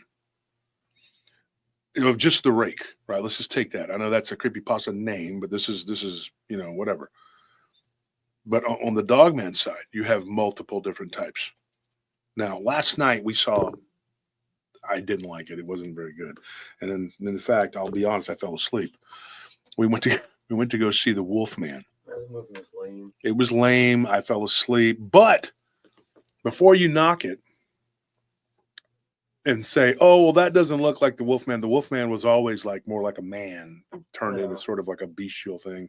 The best version of it was the Benicio del Toro version with Anthony Hopkins, when Anthony Hopkins was his dad and he was a werewolf. But that little Gollum looking thing had bit his dad when he was in India. Remember, he was an English noble and he got bit. That would make sense. And we can get into that too. But we did an episode, and I don't remember what it was, but it was creatures kind of in Central Texas, like Brenham, Bryan, College Station, that area, Giddings, whatever. East Central Texas. Okay. Because once you get in near Houston, this isn't Central Texas anymore, right? Yeah. Once you get to like Chapel Hill and all that, you're beyond Central Texas. That's kind of the boundary right there. But the East Central Texas area, we had gotten several reports of, and I don't know why that particular area, but these weird looking, I can't we call them werewolf? They had the legs kind of like a werewolf, right? If I remember correctly. Yeah. But they looked like little Gollum-like things in the face with just big jaws and teeth. They're like human, like hybridization. Somebody just said that right there. Rhonda says there's a lot of hybridization going on these creatures. Yes, absolutely there is. So you got this weird sort of, I don't know what the hell they are. They're it's like a werewolf, but it's not really a full-fledged, whatever. I think of the guys down in South Texas in Westlaco, I think it was near Westlaco, those two guys that were coming from a party, and this thing began to run toward them, and they said, Skinwalker. I mean, maybe, but then, maybe not. We don't know what the hell it is. The upper body just looks more man-like, with fur, like hair, but not a very pronounced snout, just sort of a deformed-looking jaw. And then these legs. Now, that would be sort of a skinwalker-y thing, right? What these guys turn into in the Wolfman is more of like a skinwalker that gets stuck. Yeah. Right? Or it shapeshifts, Chris, hey, how you doing, Chris Kramer? I know you're happy because your Eagles won. I know because you sent me a picture of yourself wearing an ugly green jersey and you're all happy. Blech. Well, you beat the Rams. Whoopie-doo. Don't get excited. The Rams managed to beat the Vikings, but the Vikings are paper tigers, just like last year, paper dragons, whatever. So, welcome. So, here's what ended up happening with this guy. He's like, he hears this, so he goes out into the woods to get some cattle. And obviously, there's a calf. He goes to the other side. Same thing. Calf is completely eviscerated in the middle. It's gone. He's like, and the head was like basically taken off. This thing had taken off the head. He was, distraught to say the least, because he knew what that was. His friend Sergio was like, "What is that?" And speaking of Brazil, this guy Sergio's from Brazil. He's a Brazilian cowpuncher, a gaucho, who answered an ad, wanted to work in the United States, and married an American woman who's a Hispanic woman from here. And he works on ranches. He's their foreman now. He's the foreman. But they went to school together for a while. When he tried to go to college, he said, "I went to college for one semester." That's where I met him. And he goes, and then we figured out, hey, this isn't for us. A lot of people do, because they wake up to the reality that college sucks. You're not really going to learn anything. You're going to spend a whole bunch of money. You're going to go into debt. And it's for me, it's a no-brainer. Find something else. Find a trade, whatever. But if you want to spend a bunch of money and be in debt, do it. So here's what happened. They get back in the truck and they take off. The guy that's with them, he is not sure what he saw. He can't, he's like my friend that I grew up with. He's like, I don't know what that was. And he was working at a ranch, like 2 ranches over. And at that point, he was thinking about coming and working with them. But after seeing that crap, he was like, Nope. I'm good. I'm going to stay where I'm at. And I asked him, I said, was there a precedence for this thing? Was it there before and your grandpa had to deal with it or something? Or his dad died real young, but of cancer, but his grandfather raised him most of his life. His dad died when he was 17, but he was sick for 3 or 4 years before he passed. So from the time he was 13, his dad was just incapacitated. And he said, no, there was never anything. I asked my grandpa, and he was like, my grandfather knew about the werewolf-looking creatures. He had seen them a couple times. And he said that he saw one chasing a bear.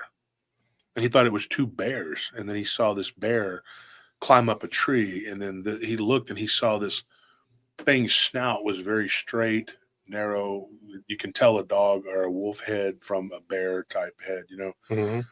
And he said this thing was no way. And he says, I saw this. So his grandpa sits up and he tells him, he says, but my brother, now his brother was living in a nursing home in Wyoming. His brother, not a nursing home, a retirement home in Wyoming. And I'm sorry, Oregon. So he calls, but he lives in Eastern Oregon, and he calls his brother, and he says, hey, when we were young, we were growing up, do you remember the cave? And he says, yeah. Now, when they were young, there was a cave that was on 2 properties over to the east of where this was.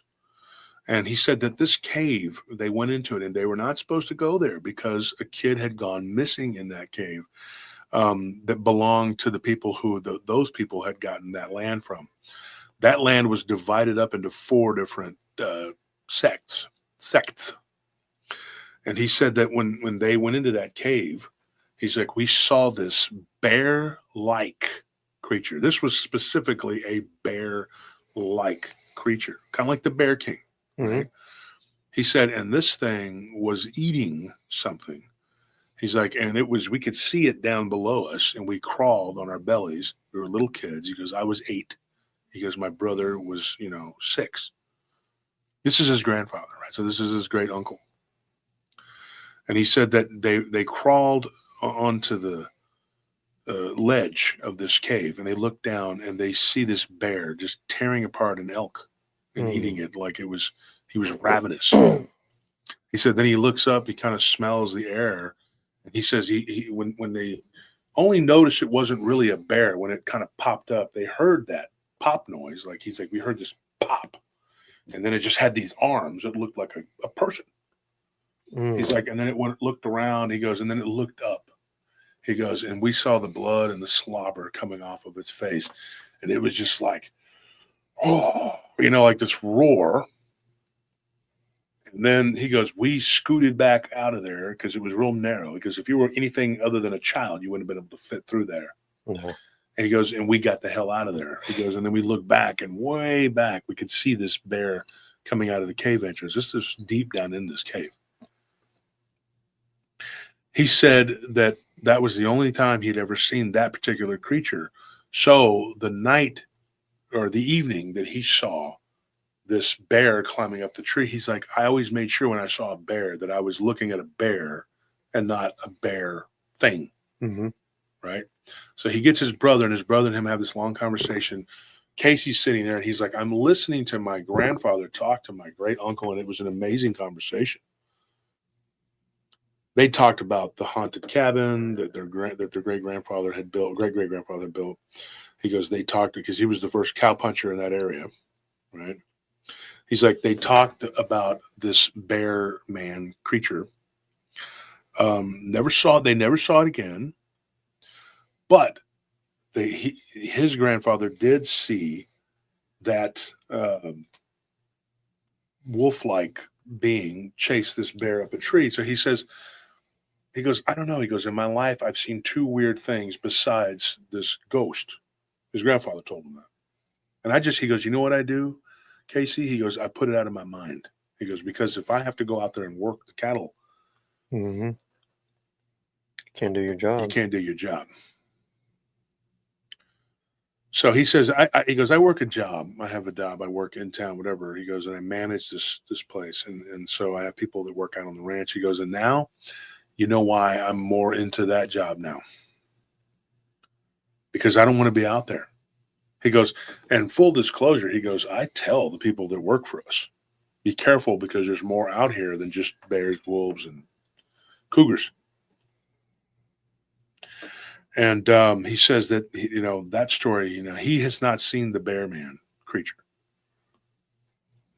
But it would stand to reason that if there are a lot of bears in that area, you would probably have a bear man hybrid somewhere. Right? This creature we've heard of multiple times here in Central Texas, and even one of my colleagues, David Weatherly, has fielded reports from this because he lives in the area of, the hill country, whatever. And so you have these reports that'll come in about these bears, and good gosh, look at that number.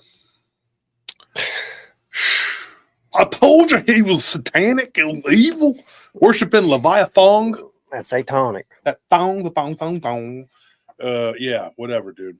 And it's the eyebrows too. Look, So he said, he goes, there was this. I think YouTube. It's really weird how it stops on that number. I've seen on other channels too. Yeah, every time. It's like, come on, dude. You know what you're doing. It never skips it. Like if you're approaching like 670, it always stops on there every time without fail.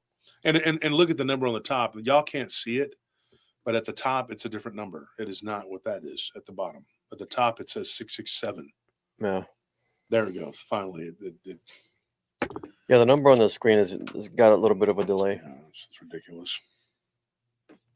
So Casey decides that he is done thinking about it. He's not going to worry about it anymore. About a month goes by, and he's out on horseback, and he hears this noise coming from the woods.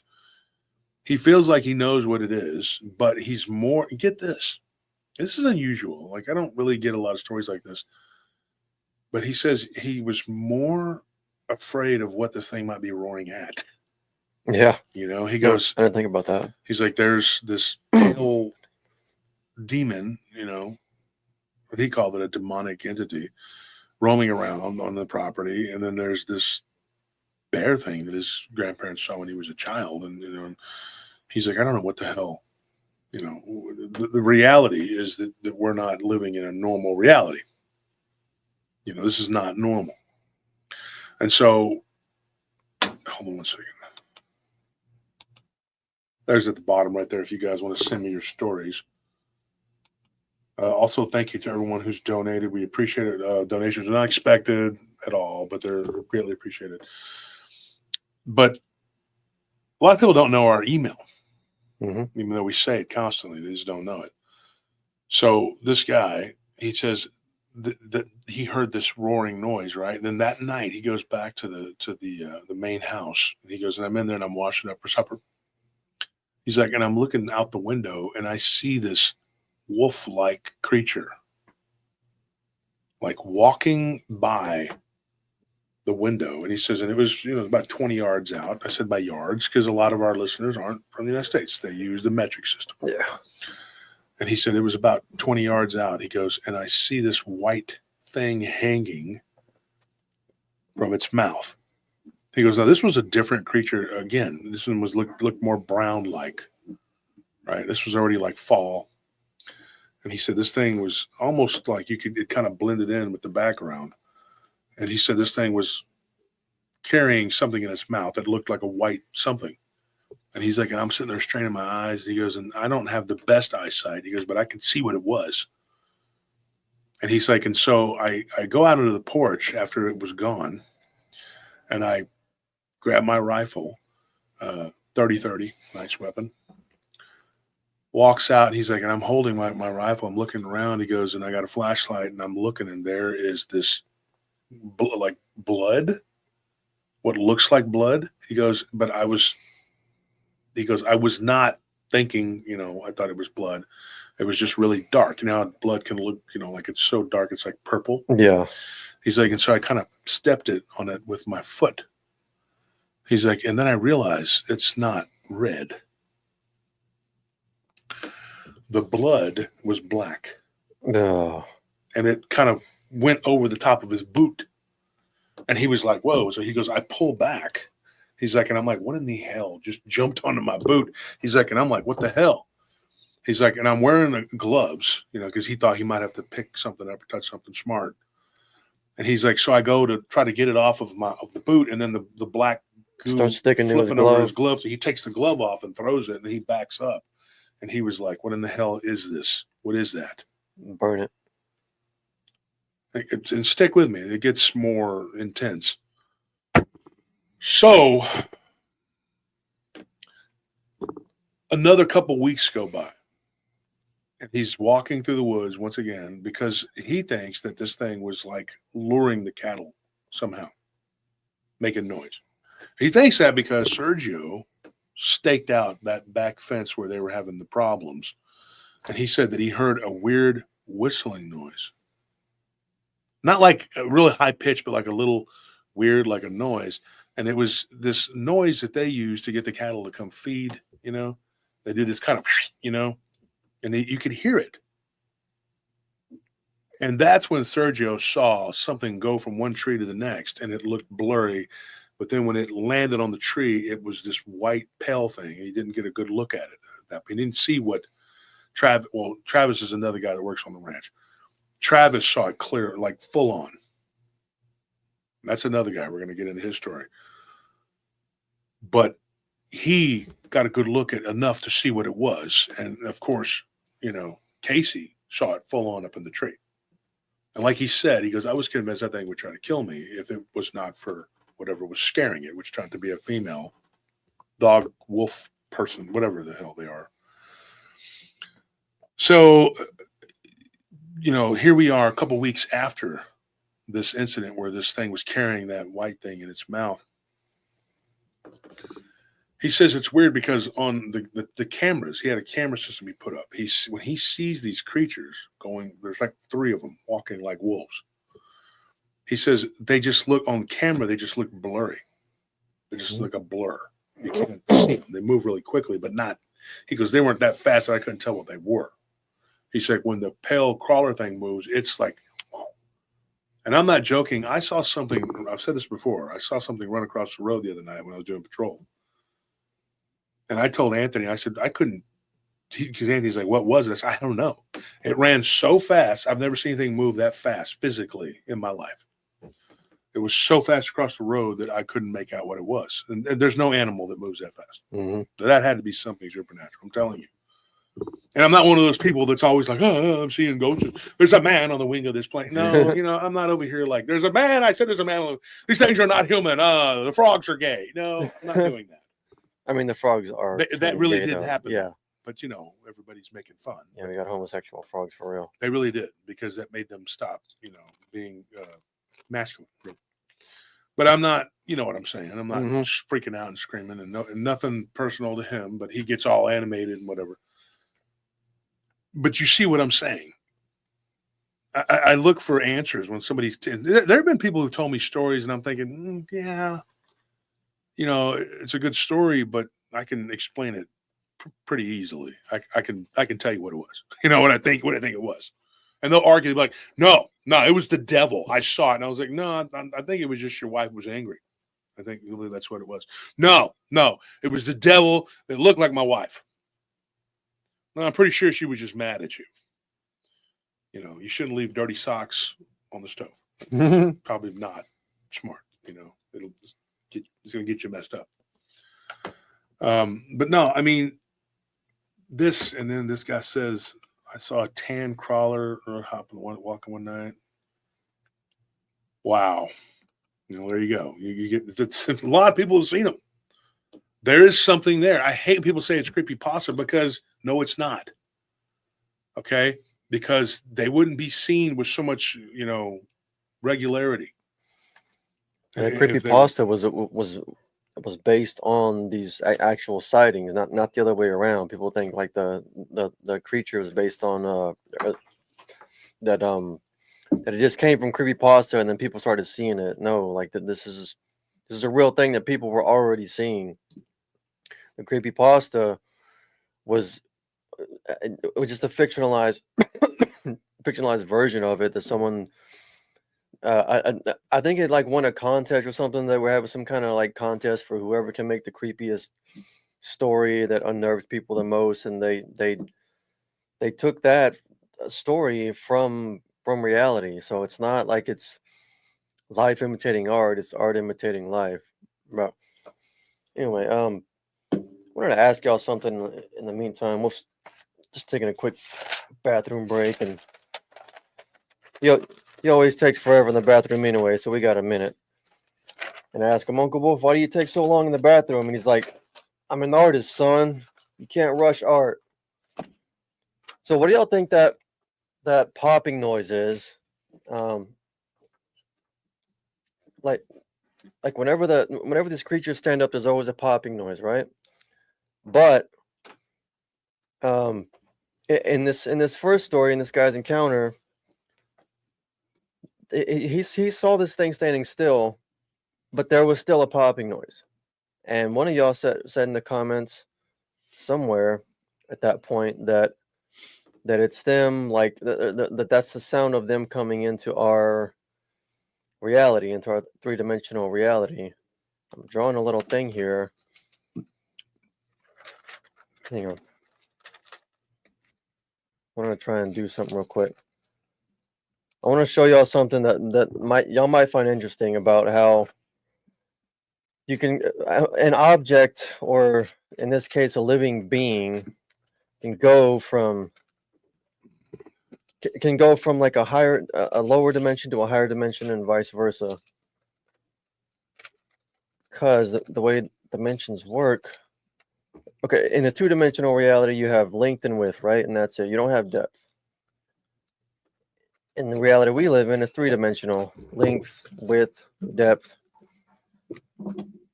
And those dimensions they exist at a right angle from each other, right? You have length here, width here, and then depth like here.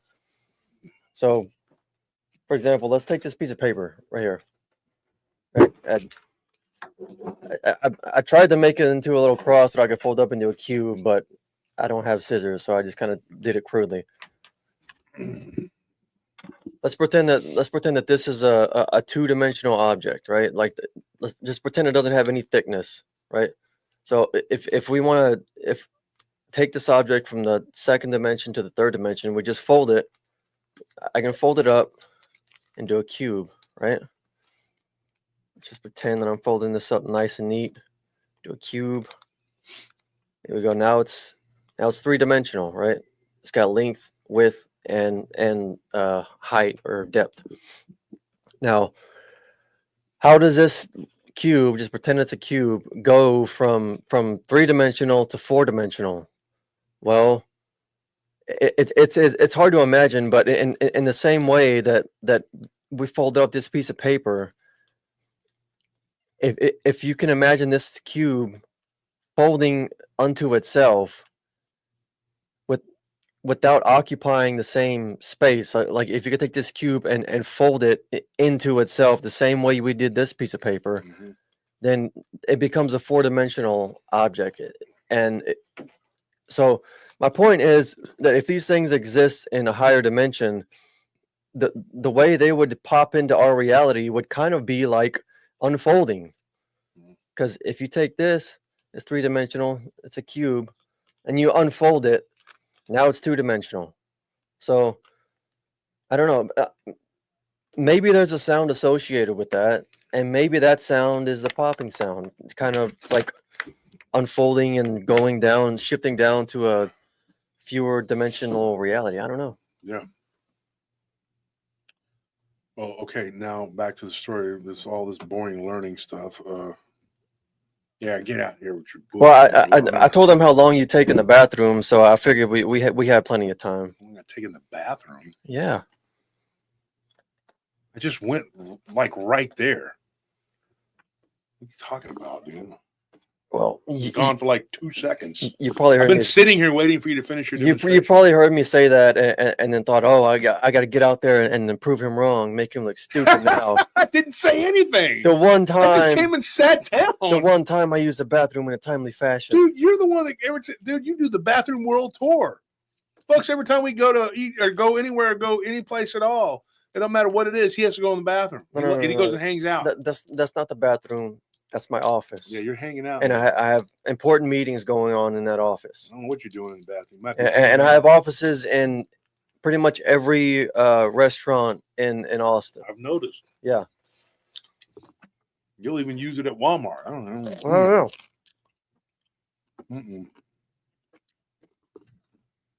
I don't know. So yeah, the good explanation.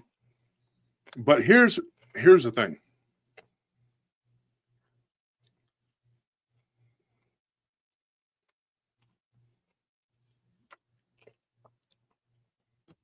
I can't remember where I was at. Mine just kind of blinked. Oh, okay. So Casey he had a guy that saw this on the fence line. He saw this creature. That was Serge, and he saw it jump onto the tree. And he said this thing was exactly what Travis saw, which was their friend. And then he said 2 weeks after this incident, he goes, I'm walking through the forest looking for this cattle. It's on the other side this time, on the west side of the property. He's like, and I go down this little embankment, and I hate when they get to the calves will go down there and get stuck. I says, I go down there because the cattle aren't all accounted for, and I'm on horseback with two other guys. And we split up into that little area. And he goes, you have to try to just put it out of your mind. He goes, I'm only doing this on the weekend at this point. I'm only working out in the ranch on the weekend. I hired Sergio to run it. I didn't want to do it. But he said, I go down into this little embankment, and there's right there. And he goes, there is this, what looks like he goes, if you poured acid on something and it was like, eaten up, whatever. And he goes, and I see this creature.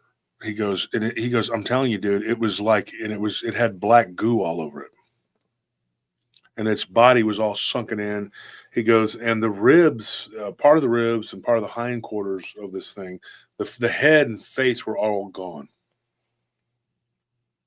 It was completely like smushed down, and there was this black goo all over the top of it and going in like into its body. He said, I recognized it as one of these creatures. You know, he goes, it was a wolf-like, you know, skeletal creature, which you couldn't make out the head. He said, and I think it was the creature that was responsible for killing that white, pale crawler creature that was up in the tree. And so he asked me my opinion on it. And I said, well, I'd have to see pictures, whatever. He's like, I didn't have a camera on me. I was, you know, was not whatever. Now, this was like a 2021 when this happened. By that point, it was already like, you know, he goes, and it was spring. And he said, dude, it was weird. It was, you know, this smushed being, whatever. Mm-hmm. And he says, I'm not holding a camera. He's like, I have a phone, and that's it. And it doesn't take really good pictures. He's like, so I snapped a photo of what it was. He goes, what it looked like in the photo was just like a coyote skeleton. But he goes, but I promise you that is not what it was.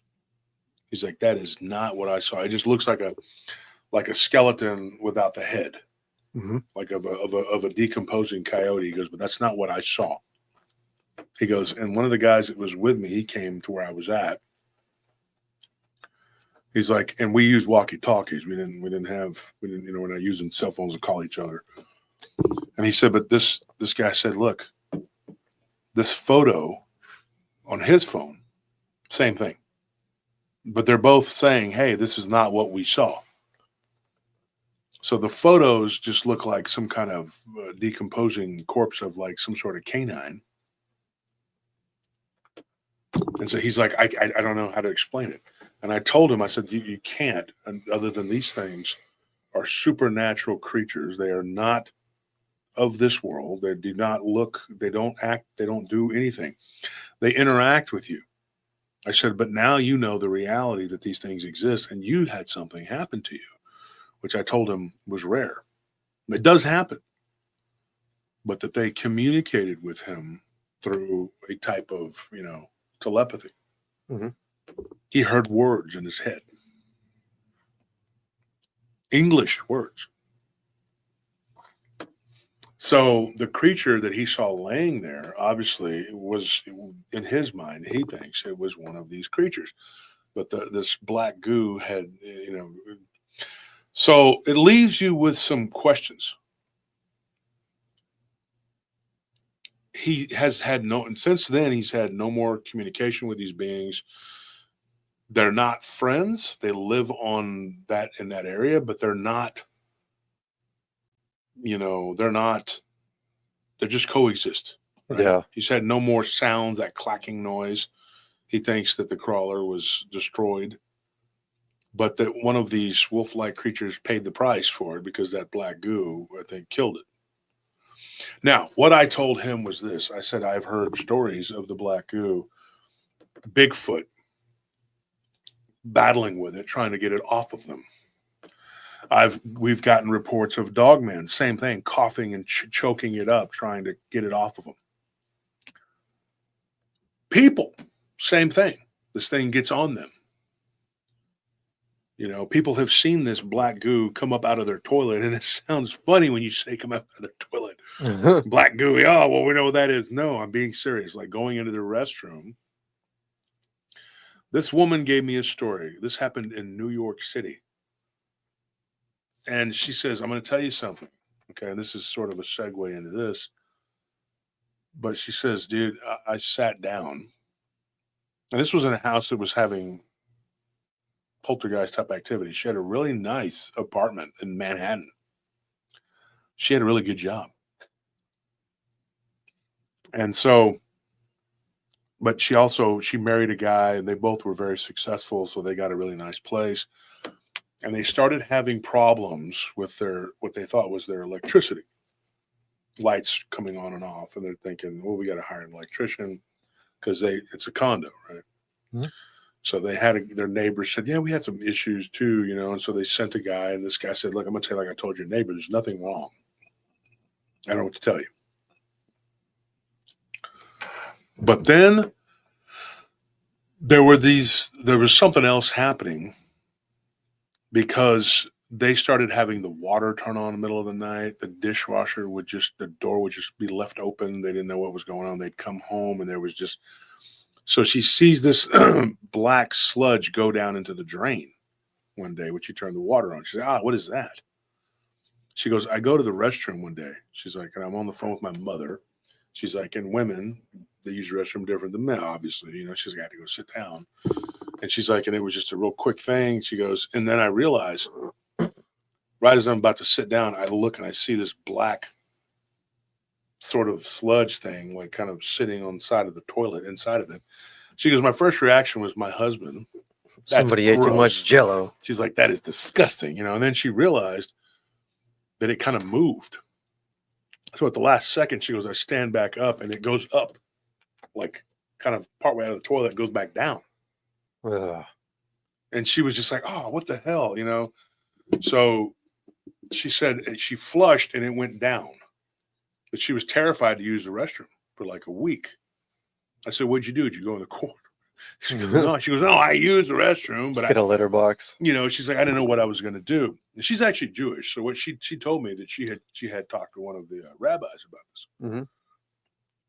And get this, one of the rabbis told her that when he was doing his rabbinical studies, they have the black cube that they put on, the black cube. Yeah. And he said that black cube, when he was praying, he looked up and he saw two of the other initiates, which is like I don't know what they call their rabbis. They're trying to learn. He goes, and their eyes, they were like this. They were like praying, but their eyes, they were just all black. The eyes had become all black. Mm. And he told her that one of them had some sort of black stuff running down his eye like that. And so he didn't want to put that cube on his head.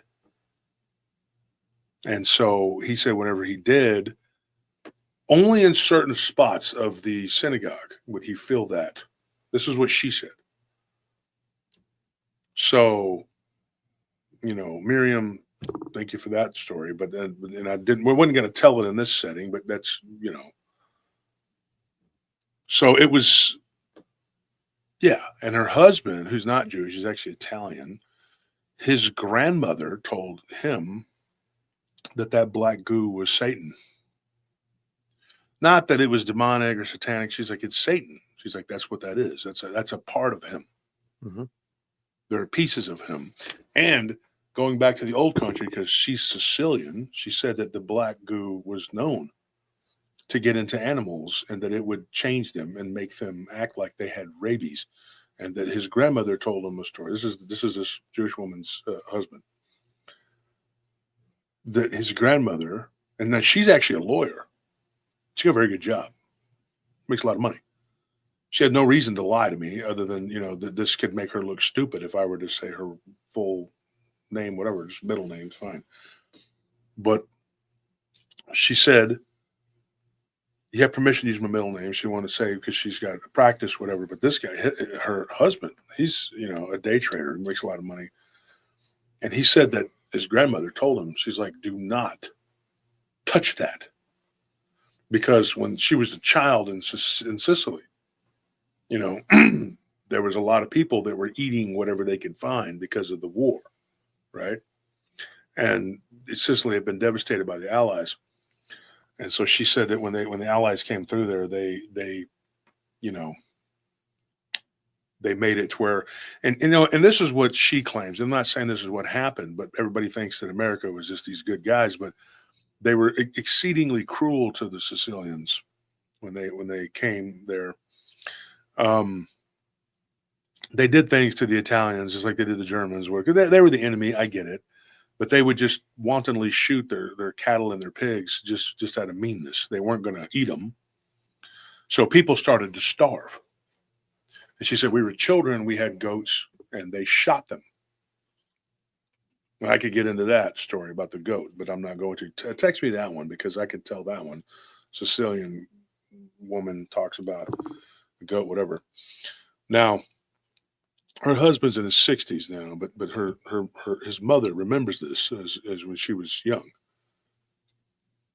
and so it was a horrible thing. She was like, she wasn't a little child, but she was young, and she said that she remembers like them being hungry because the Allies had shot and killed their livestock. And she said we had goats, but she goes, our neighbors had like pigs, and they shot them. They ate some of them, but they just killed them out of meanness. And they shot their horses, the ones that they didn't take. They shot their donkeys, and these were just soldiers doing what young soldiers do. They don't always, if they're not under control. And it was really bad because I know that people want to think that the Germans, the Italians, and the Japanese were the bad guys. They were horrible people. Their allies, of course, were the Finnish, the Romanians, the Bulgarians, the Hungarians. They had a lot of allies. It wasn't just them, Spain. But by and large, being a sort of an armchair historian like I am, I can tell you that the Axis tended to have a little more control with their people, with their soldiers, than the Allies and Soviets. The Allies and Soviets did a lot of things that swept under the rug, that when you talk to the actual people, they tell you they're just like, they were bastards. The Germans, the high command, seemed to be like they had a tight leash on them. They would just take what they needed, and they didn't just kill your animals out of meanness. Now, I got this from a Czech woman who told me this. Also from a woman that used to work for us named Andrea. And she was from Slovakia. And then there was another, well, there's been several. The people from Baltic regions too have told us this. And I mean, we've talked to lots of people. Yeah. And they'll tell you this. This is not, I'm not up here trying to be pleased, because I don't want people saying, that I'm, anti-American or whatever, but the Americans did a lot of horrible shit. So did the British. I mean, bad stuff. And of course they won, so it's kind of swept under the rug, but they were not nice. And the Soviets made anything that the Americans and British do look like child's play. I mean, they were into mass SA, if you know what that means. So it was the largest, SA, state-sponsored SA that ever took place in history that we know of by the Soviets. Yeah, I remember reading that book by that it was written by a Latvian guy. He was a SS volunteer, which probably means he was worked anyway. But like he, in his own account, he was saying that like people would flee from the Russians, knowing that their fate was to be become a prisoner of the Germans. Because they would rather be a German. Yeah. That they would flee into imprisonment just to get away from the Russians. Mm-hmm. It's crazy. Yeah, and their saying in Ukraine was, "Come Black Death, save us from the Red Plague." Meaning the Black Death was the SS. Yeah. And the Red Plague was the communists. It's a horrible thing. If we could go really down into that rabbit hole. We're not right now. I will tell you the story, though, of the goat that was killed and the black goo. This woman had dealt with it. So she told her son, So the woman in New York, she said that this is what happened. And she said that rabbi had told her, that he saw the black goo coming out of the man's eye. And I was like, oh, my God. But I heard that from a Catholic, a Jesuit that was studying to be a Jesuit. He saw that too. He saw it. A guy opened his mouth and it came out of his mouth. And he's like, dude, and everybody's just ignoring it like it's not happening. And I'm like, what the freaking hell, like, whatever, man, like whatever makes your choo-choo run, and I've heard this from a Shaolin Temple monk, a guy who didn't become one. He was studying to be one. And one of the monks had it coming out of his ears and his eyes. And I think it was transcendental meditation. They get too deep into whatever, and these things get in. Yeah. I'm not I'm not saying that it's, being religion is making this happen. I'm saying that people would take it to a certain level. So, that's the whole.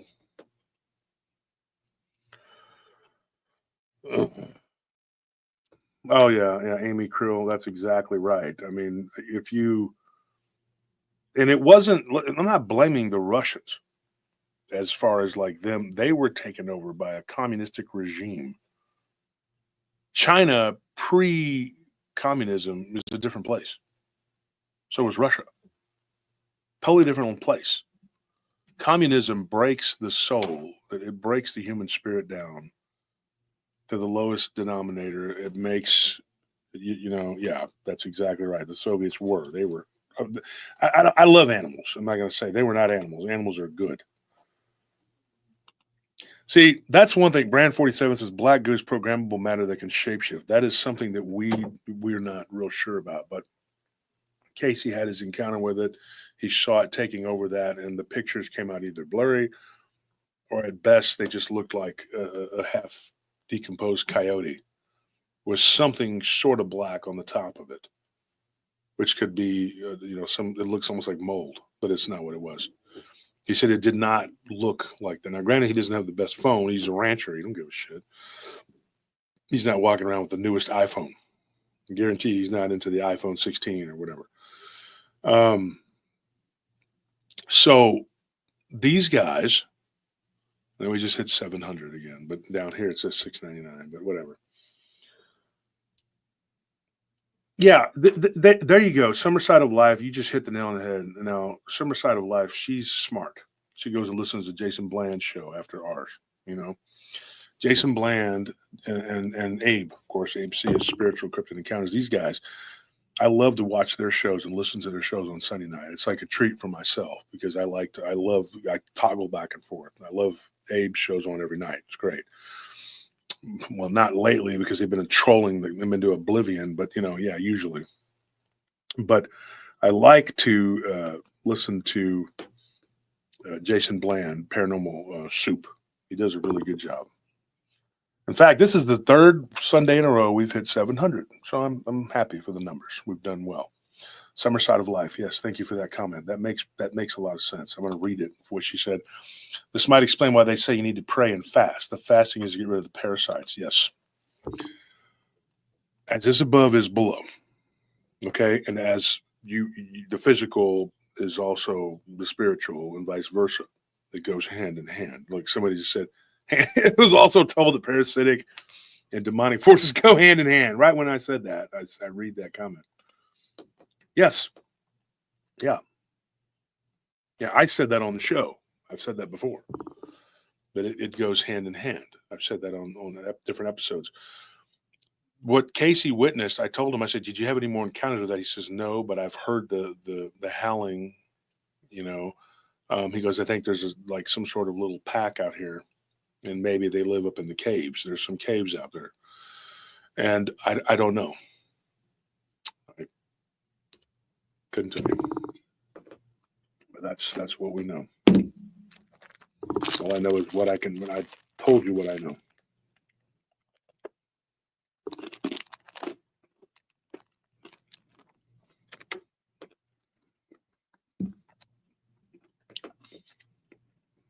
Besides the vampire story, anyway, I'm not done. There's another person I need to talk to about that before I go forward with that one, which is the guy's friend. So we have a ton of other Dogman encounters. I mean, I just pulled out a bunch of them. Oh, this is a good one. So I met a guy named Jarmin. Okay, Jarmin.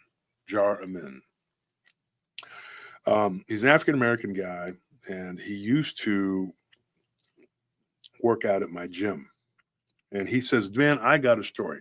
And we were standing there, and it was cold as hell. And this was last winter. And he's standing holding his backpack, and we're both shaking. And we're like, damn. And so we had to go back inside so we could talk. And he told me, he's like, I'm just you got my number. He's like, just call me up. He goes, and I'll give you the story. And it's a crazy one. Happened right here in Austin. But you know what? We'll do the Dogman thing. We'll continue it on. We're going to do some more tonight, but we'll continue it next on Tuesday. We drop the episode on Tuesday, and we'll record it tonight, and then Anthony can edit it and get it. We'll get it dropped. Somebody will edit it.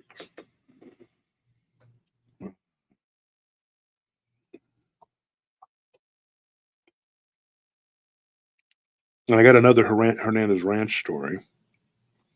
A guy named Chris that was hunting out there. But let me open this.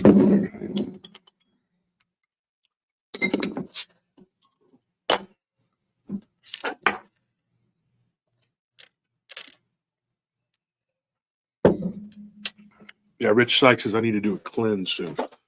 Cleanses are good. There's a place called Juiceland here in Austin that I like to go and get my juices and stuff from.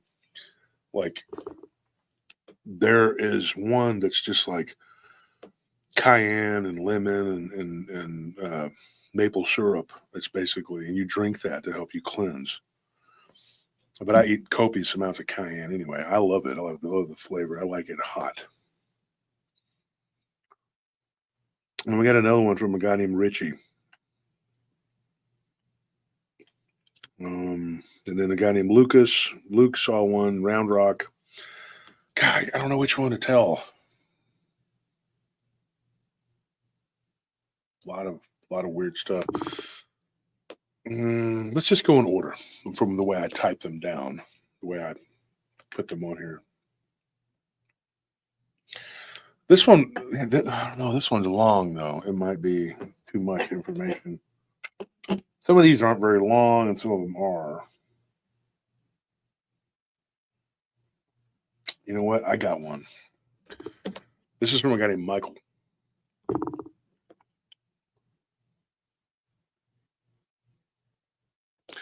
Okay, so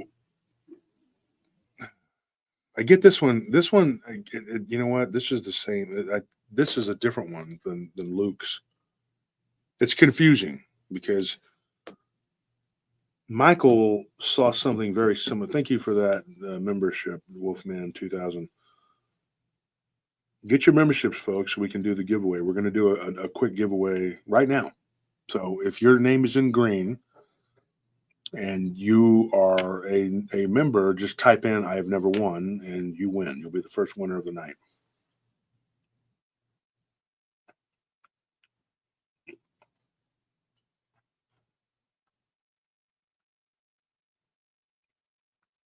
Cryptid Commission. I'm not going to post that comment, but yeah, it's pretty. Oh, there you go. Dan A says, I have never won. So you send me here at the bottom of the screen. I'm going to put the banner up so you can see it. And you're going to win your shirt size, and we need your address. Send it to that email down there at the bottom of the screen.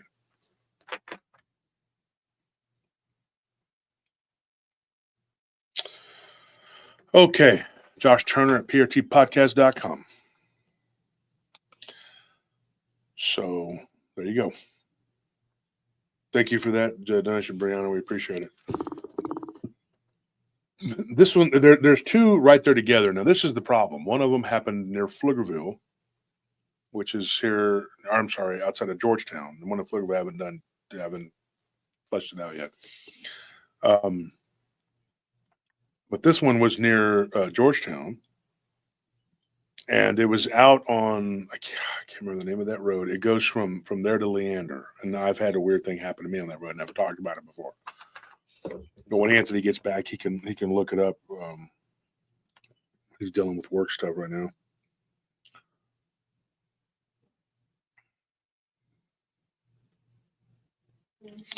Tennessee Ridge Runner says, I've never won, but I never sent in my, I won, but I never sent in my info. Well, send me your info and we'll send you what we got coming. Box of rocks. Shame on you. No, we love you, Tennessee. So here's the problem. These are very similar. The stories are very similar because the Dogman creatures were doing basically the same thing, kind of being terrorists, whatever. So one of them was near Georgetown. That one was in between Georgetown and Leander. And they were living in a this happened back in the early 90s. They were actually back when the boom growth hadn't hit yet, and they were living in a trailer. And this guy said that when he was a kid, this is Michael's encounter from Georgetown. We'll do that one, and then we'll save Luke's. We have time. His is long. Mike, it's funny because he's got this is what's confusing about it is they're right there close, not far from one another. But Michael's brother's name is Luke. And the other guy that gave me the story from Round Rock, his name is Lucas. So let's call him Lucas, and we'll call the guy from Georgetown Luke. Even though Lucas, that's his name, but he sent it in as Lucas. He likes to be called Luke. Sorry, Luke, we're going to have to call you Lucas, so we'll differentiate. It's a little confusing. But this one from Georgetown was creepy because so he was living in a trailer, right, at that time, and turn the banner off. He said, when I was a kid, he goes back in the 90s, early 90s, he was a child. He said I was 12 years old. He's like, and I was just, a little middle school kid, whatever. And he said, I moved into a trailer. Can you look up that road? Which we've been on it a million times. I don't have the name of it memorized. Which one?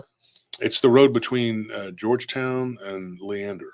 It's horrible traffic on it now, but it used to be no traffic hardly at all. Even back when we were doing security for At Home, it wasn't, and we were working for, what was that place called? They built a retirement home there in Georgetown. Colson and Colson. Colson and Colson, yeah, we worked for them, that company. So he tells an incredible tale. He says, look, he says, me and my little brother Luke, when we were young, he was 10, I was 12, going on 13. And he's like, I'll never forget, we had a sleepover, and we had only been living in the trailer for about 2 months, and already some things were weird.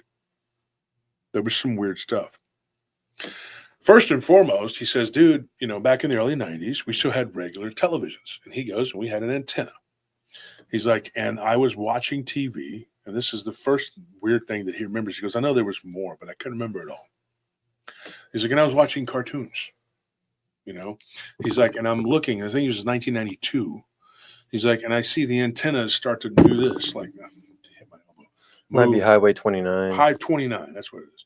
But the antenna was doing this, like it was moving on its own. He goes, and I'm like in shock. My cousin, she was there. He goes, and my brother comes into the room, and he's like eating a bowl of ramen, and he's just like, he drops the bowl, and everybody's just like, whoa. He goes, and then he goes, I lost focus on what we were looking at, and I saw my brother drop the food, and my attention immediately went to that because my dad was a real a-hole. He goes, and the dude would whoop your A for anything. So he goes, dude, we were going to have to clean that shit up. So, so the guy's real cool. He doesn't cuss. He says a-hole or darn it. He's a born-again Christian. He's a good guy. Really nice guy. I believe what he was telling me. He wasn't trying to lie or be deceptive. And he said, look, man, he goes, dude, I didn't believe in anything like this. I just was living my life. He's like, he goes, the night that happened with the antenna, he goes, I hear this weird noise under the floor. I could hear it. I could hear it scratching on the floor underneath. He's like, so I told my dad, and my dad said, oh, we must have a possum under there or some sort of critter. He's like, one night, he goes, it was making this weird moaning noise. He goes, and my dad comes out of the bedroom and was like, what is that? And everybody's out of the house, out of their bedrooms. And we're like, what's that noise? He's like, and my baby sister, she was like freaked out and crying or whatever.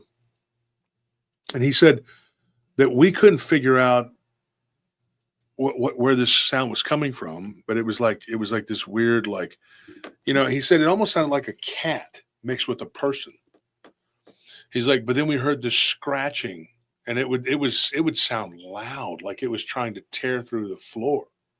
And it was like, and he said this went on and on. He said, and so after about 2 months of living there, there were these other little weird things that were happening, cabinet doors opening, stuff like that. The place obviously was haunted, but there was something under the house. He goes, and no matter how many times my dad or his brother or his friend went up under there, they hired a pest control guy. They couldn't find anything.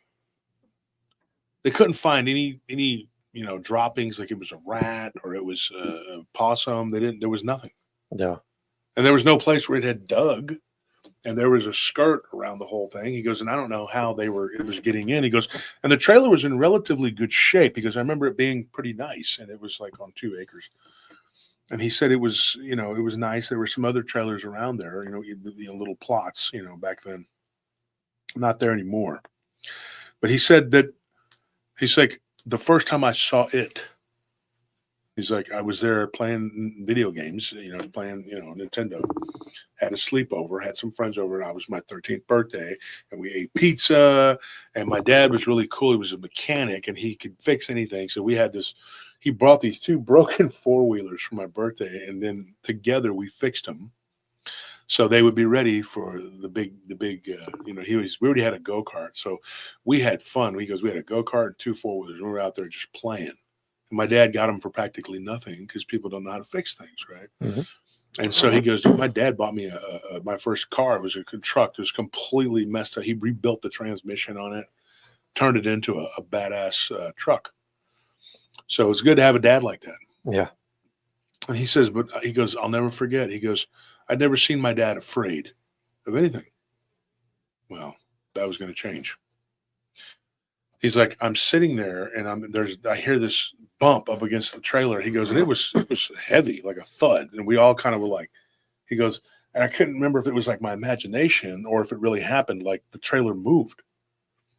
He goes, and one of my friends said, there's Sasquatch out here. He says he called him that, Sasquatch, And his other friend says, oh, shut up, man. You've been reading too many comic books. You're all obsessed with that, character on the Marvel comics, whatever, Mm-hmm. And he goes, no, I'm not, dude. And they all kind of made fun of him and whatever. And he goes, nobody's seen any Bigfoot out here. It's just you. You're the only one. And so he's like, his friend just said, whatever. And he just kept playing. He said, we all went to middle school in Georgetown. He's like, we were all friends, And he said, but what was crazy, he goes, later that night, he goes, because, the bumping noise happened a couple times and 3 of us ran out there. My birthday, he's like, it's in the early summer. It wasn't cold or anything. And we had been playing outside that evening. And so we go out there and he's like, and it's like early summer, but I guess like right before, it's like June. Right? Mm-hmm. He said, right when they first start popping fireworks, I get fireworks and every year we pop them around my birthday. Cause it's like, right before 4th of July. So I guess early, June 23rd, I guess is when summer around that time is when it starts. So it's early summer, to me. So anyway, he says we're popping fireworks all night. We're having fun playing outside because we all came in. He's like, so we looked around. He goes, I kind of did a quick head count. I had 4 friends and my little brother. So there were 6 of us, right? And he goes, and I noticed everybody was piled into my room. And, and my dad was in there and he was with whatever, one of their relatives that had come over and he's like, they were watching baseball or something. I don't remember what it was going on, but my dad was out there and they were drinking. And then he goes, I could hear the adults playing dominoes. And so my birthday was this big thing, And he said the adults, they used it kind of as an excuse to drink, He's like, we were just a bunch of rednecks, that's all it was. And so he said that this thing bumped into the house again. At that point, he said, my uncle Sammy comes back down the hallway and he's like, are you kids banging into something? And he goes, no. They're all like, no, we're not doing anything. He's like, what in the hell?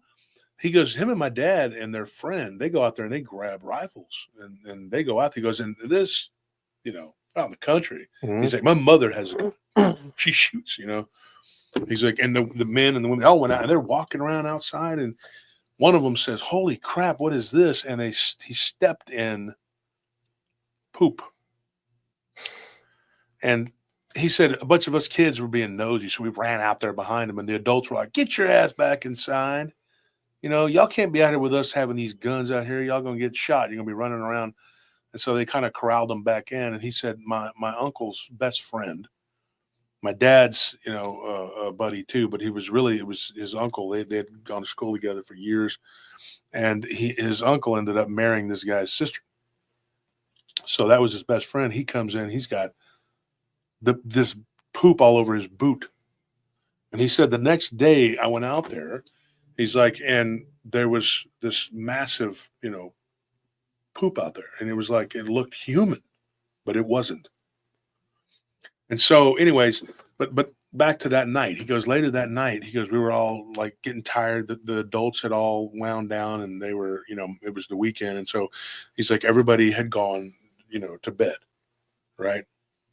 And so he said, the kids were still up. He goes, I look around, there's only 3 of us now that are awake.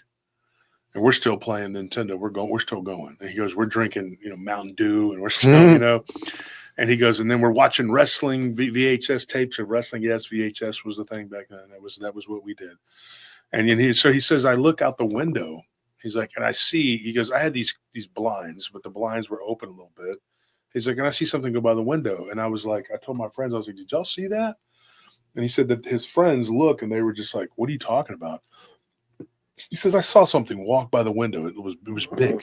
He said, so him and his friend Chucky, they get up and they run outside. He goes, and when we go to run outside, he goes, I trip over my little brother. So my brother's kind of like, he rolls over, and he's like, what are y'all doing? And he's like, and me and my little brother, he goes, we're not typical, like Mike said, he goes, me and my brother Luke, we didn't fight a lot. We were like this. We were really close. We were very close. And he's like, and we still are. He's like, we weren't like those brothers where you fight and pick on each other all the time. He goes, we just did everything together. And what's really interesting too is he goes, me and my brother get mistaken for being twins. He said, my brother's bigger than me now, but everybody thinks that I'm him. Like we look so much alike. He's like, and we look just like our dad. And they do. I've seen the pictures. So he says, we go outside, we're on the deck, right? He's like, and there's something that we see this, what looks like a tail go underneath the trailer. He said, and this tail looked like a wolf's tail, like a dog's tail. And he's going like, what in the hell did I just see go up underneath our trailer? Like, what in the hell was that? He goes, and my friend Chucky, he goes, he's a little fat kid, right? And he's just like, man, I'm gonna go eat a piece of pizza. So he just like runs back in, and he goes, I turn to go, and he closes the door and locks it. So he goes, I'm over there checking the door, and it's 3 in the morning. He goes, it was literally just hit 3 in the morning. Now get that, right? Another weird thing, 3 a.m. And he says, and I'm like quietly like knocking, and I'm like, first of all, I don't want to wake my dad up, piss him off. He's like, he was in a good mood. Let's keep it that way. See, his dad sounded kind of like mine. And he said, and then I had this thing go up under the house. He goes, I feel this chill go down my back because I know that this thing is now under the deck. He goes, I saw it. I looked down and I saw it moving. He goes, and I heard this growl, like it sounded like a dog or a wolf, but it wasn't a dog, He said it was kind of like a person imitating a dog. And he goes, and I'm so mad at Chucky. And I'm like, Chucky. And he goes, this thing starts to scratch underneath the porch. He goes, and then I see these fingernails kind of come up between the cracks between. And he's like, and I'm going like, he goes, dude, I felt like my face was melting. And this guy actually, like we were talking about earlier, people not telling a very good story. He actually told a pretty good story. It had me riveted on this one. And I'm just kind of repeating what he said. He goes, I look down and I see this thing underneath the porch. And I'm like, what in the hell is that? He goes, and I'm like convinced that it was some sort of demon or something. He goes, then my little brother opens the door and I'm like, Luke. And he goes, and I run inside. He's like, and we close the door. He goes, and Chucky, he's like, his little fat A is what he said. He don't cuss, this guy. He was like, his fat A is over there eating pizza going like, sorry, dude. And he's just like, he goes, but back then he goes, I wasn't a Christian. And he goes, and I was a foul-mouthed little redneck kid. And I was like, you little fat ass, you just left me outside. He goes, and then we hear, And he was just like, they all stopped, you know.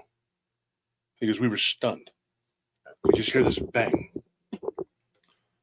And he's like, I couldn't believe how loud it was. And I thought, surely my dad's going to wake up. And, you know, and he goes, it was loud, but none of the other kids woke up to it. None of the adults woke up. He said, my uncle was asleep on the couch.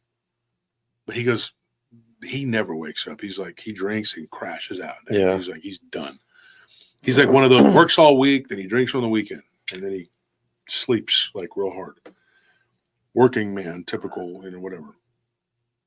And so he said that he was asleep on the couch. He said it didn't wake him up, but didn't surprise him because he could sleep through anything. He said once there was a tornado, Jeez. his uncle didn't. They had to wake him up when he was a kid. So my dad, he said, my dad was always like, yeah, uncle is just, he'll sleep through anything. He's useless. It's like once he goes to sleep, that's it. You're done. He said, so then they hear this scratching noise on the door.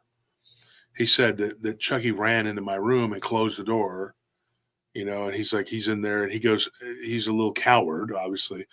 He said, but my brother, he's brave. He was always the brave one. And he said, my brother goes up to the blinds, and I'm like, Luke, don't do it, Luke, stop. And he's like, I want to see what it is, Mike. And his Mike's like, no. He's like, Luke, don't do it. Don't do it. And he's like, he goes to look out the blinds, and he's like, I can't really see. He goes, well, that's because the light's on in here. So he turns the light off. And he goes, oh, I can see it better now. He's like, there's nothing out there. And then he goes, look, see, he opens the blinds. And he said at this point, it was like, you know, how in the movie, you know, somebody turns around and goes, there's nothing there. And there's something like right there. And he says, he goes, look, see, and he opens the blinds, and he's like, my brother, he's a little kid. He doesn't realize. And he's like, and I'm looking, and I'm like, and I'm pointing. He's like, I'm shaking my hand at him. He's not registering that I'm pointing at the thing that's standing there. And he goes, Mr. Turner, he goes, they call me Mr. Turner. Very polite guy. He says, I will never forget what I saw. And I was like, what did you see? He's like, standing right there in front of me. And this guy, he's in his mid-40s now. He's a very church-going guy, whatever. He's like, I'm in my mid-40s. He goes, I saw the biggest damn werewolf creature, whatever, that you would ever imagine. It was standing there. He's like, and we could see it heaving its chest, like it was heaving. He goes, we had 2 dogs. They were both inside with us, and they were asleep. They did not wake up during this. He said, and I know that there was something supernatural about this thing, not, besides it being just whatever. He goes, there was something supernatural. And I said, well, why do you think it was supernatural as opposed to physical? Because he kind of paused at that point. He was trying to gather himself to tell the story. This is where he kind of started getting kind of, you know, having anxiety. I gave him a few minutes, and he says, I'm going to tell you because it let out a roar that echoed through the entire house. It went through my brother and Mai's body. And the only thing that woke up was one of our dogs. She woke up and began to bark. And then her barking eventually woke everybody up, but nobody else woke up. He goes, now my friend Chucky heard it and felt it too. And he got sick and threw up. He's like, my brother dropped to his knees. He goes, and I fell backwards onto a chair, onto a kitchen chair. Not in a good way. He says, I fell, and it fell and hit my back. And he goes, and I hurt myself. He said, this thing, whatever it was, he's like, it was big, it was wolf-like, he goes, and it was demonic. And he said at that point, it got down like it was on all fours and it took off. He goes, I could see it like run off into the darkness. He said that his dad tried, about a couple months later, they tried having chickens. And then one night, they were all wiped out. One of his dogs, sadly, they had a cat too, go missing. And he attributed it to this thing. He said, one night I was there, we had bunk beds. And he goes, me and my brother were playing karate. You think you're, whatever. He's like, and I'm beating the hell out of him, right? This is before he beat me up now. He's like, but we were playing karate, whatever. And my dad told us to quit roughhousing, whatever. And then we had stopped. He goes, so we're laying in our bunk beds. He's like, and our dad comes in there and he's like, what the hell? What? I told you to stop. Why are y'all banging on the wall? And he's like, his dad at that point had this really angry look on his face. He's like, and then he goes, he looks and he says, kids, get out of the bed. Walk to me. He said, don't look. Don't look. He says, brother tried to look. He said, don't look at the window. Just come to me. He says, sons, I love you. Come to me. He said, it's just his dad changing his demeanor like that. Sent chills down his spine. He goes, dude, I got off the bed, the top bunk. I jumped down and I said, come on, Luke. I called him Lukey. He said, come on, Lukey. And he got up out of the bed. He goes, come to me. Come on, sons. And he says, he reached out, he grabbed us. And then he said, he pushed us behind him. He goes, and over my right shoulder, he goes, I looked through my dad's arm. I saw this thing standing there looking through the window. And he said that you could see it through the blinds, it was looking like the thing was partway open. He said, we hadn't had anything happen for a while, so we thought maybe it was gone. No, it was right there. And he said, then we saw it go down, and then we heard something screeching, running under the house. He's like, it didn't make sense because this thing looked like a wolf, but the way it sounded underneath the floorboards of the house, it sounded like a woman screeching. And he goes, and you could hear like it was scraping the floor. He goes, and my dad was looking at the floor. He goes, and my dad runs and grabs a gun. He's like, I'll never forget, it was a 30-06. And he's like, he wasn't playing around. He was like, looking for this thing. It went all the way toward the kitchen, making this noise under the house.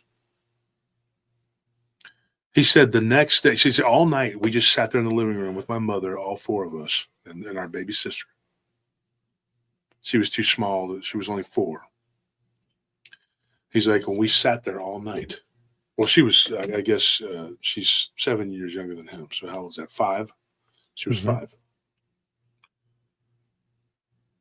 And so he said, we sat there all night long. And my dad said, he goes, if this thing comes through the floor, he's like, he goes, my mom's holding a gun, my dad's holding a gun. He goes, we're going to shoot it, whatever. He goes, you kids don't stay in here. He goes, you run and you go out the back and you go to the neighbors. They live about 3 acres over. And he's like, okay, Dad. He goes, promise me you don't stand here and watch. You run. You get out of here. And he said that his dad started to cry. At this point in the story, he began to break down. It's understandable. And it's a contrast in 2 different stories because, you got the guy from Montana where these things were kind of being friendly, maybe just because there was something that was very evil with the rake. And so these Dogman creatures were like, more interested in destroying that thing. But this thing, whatever it was, this demonic werewolf-looking creature was completely evil. And he said that the next day he comes, his dad comes home from work. It was just summertime. He said, I was home from school, there was no school, whatever. And he says that he comes home and his dad tells him, he said, we're moving. And he said he got into an argument with the landlord on the phone and was like, look, I'm not renting this place. I'm done. We're out of here. And he said, I'll remember that the landlord came and argued with my dad in person. And he told him, you're going to have to pay all this money. And his dad came inside and said, look, kids, we're going to be broke for a while. All right. No toys, no games, no nothing. We're just going to have to get out of this financial. He explained it to them. He said, but we will, and we'll move to a better place, and we're going to be fine. And he said, so they did.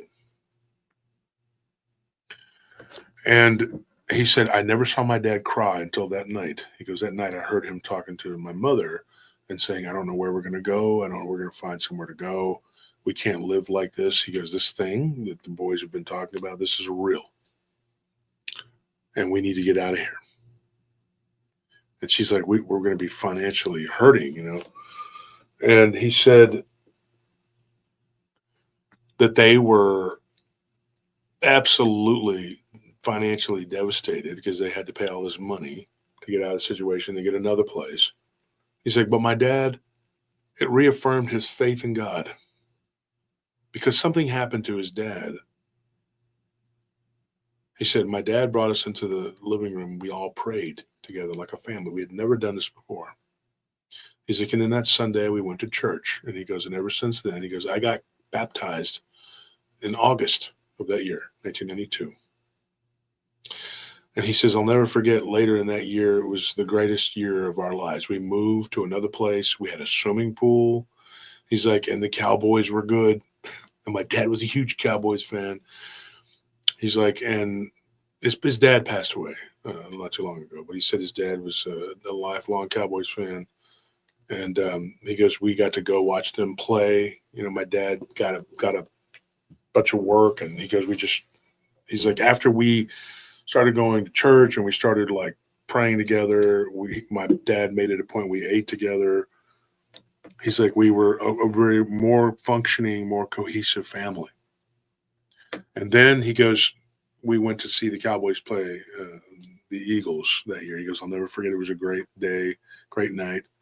We had a great time. We went to Six Flags and did all this stuff, you know. He said that so things got better. He goes, but for a while, for a few months, they were rough. It was rough. But he goes, you know what? My dad started working and just put his nose to the grindstone, and he just got us out of it. He goes, us kids didn't even really notice it. He said, we just ate at home all the time. You know, he goes, I remember one time my stomach was growling. We drove by a Sonic, and my dad's like, nope, we're eating at home. He goes, we're going to have to wait till we get home. He's like, I'll never forget. We were like up in Waco because we had to go all the way back. And he's like, I'm hungry. And he goes, I don't care. We don't have money. You better eat air. Breathe it in. Delicious. Imagine this barbecue. If you want the sauce, go. I'm joking. Joking. That's terrible. Yeah, he's just like, look, I got that from my uncle. He was like that. You know, he's just like told my cousins, you go eat air. We ain't eating out. Sorry, that's it. Their wind pie. Wind pie tradition. Exactly. That wind pie is delicious. The communist diet. You can imagine anything. You can imagine because my uncle Frank told his kids, he said, y'all got these imaginations, you can imagine all this shit. Imagine a big juicy cheeseburger that's filling you up. That's it. Yeah, you're done. You know, Uncle Frank was. Yeah. He was crazy as hell. Vietnam vet, was a prison guard for years. He said, dude, I've seen, you know, grown men just go days without eating, you know, whatever. You know, he would say stupid things. He goes, these grown people, you know, if you were a real man, you'd be writing on the wall in feces and not eating. Like, what are you talking about? He goes, it's something I saw in prison. Because he wasn't in prison, he was a guard. Yeah. You know. So yeah, Ryan, good to see you. Ryan Edwards, guys. Ryan Edwards, great author. Young gun. The guy's a young gun, but he's well on his way. Yeah, he hit the ground running. He sure did. He's an amazing guy.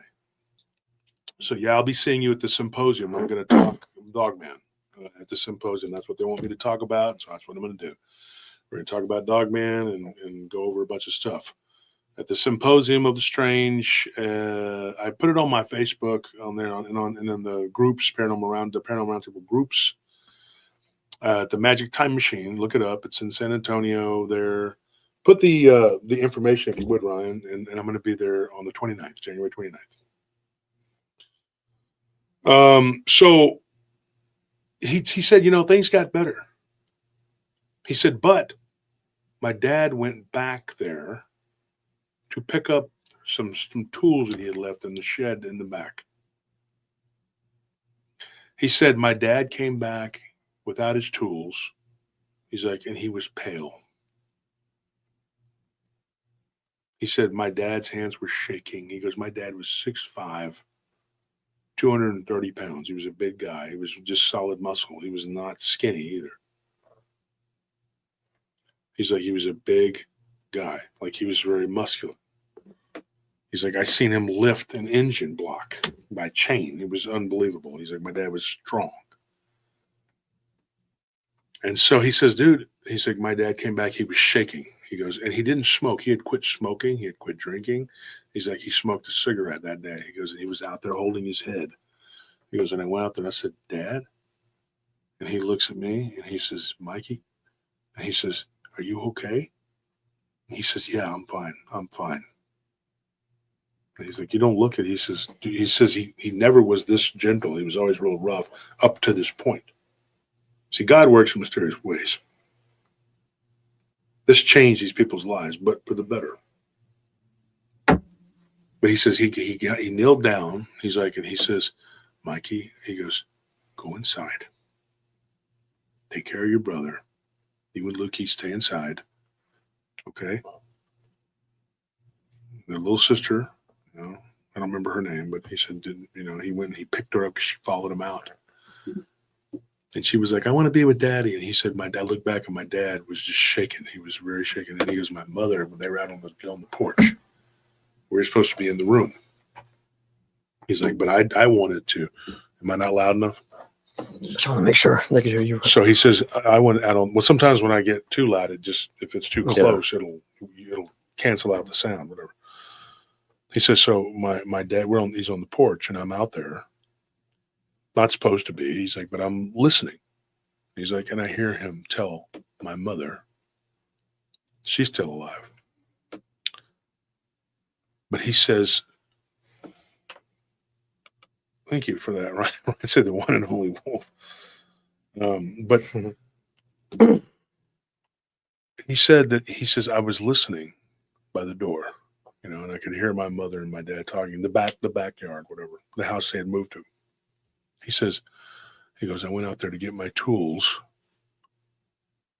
He goes, and I saw something and it tried to come at me. She's like, oh my gosh. And so he's like, I'll tell you about it. And then he said, right then he opened the door and I'm standing there and I almost fall.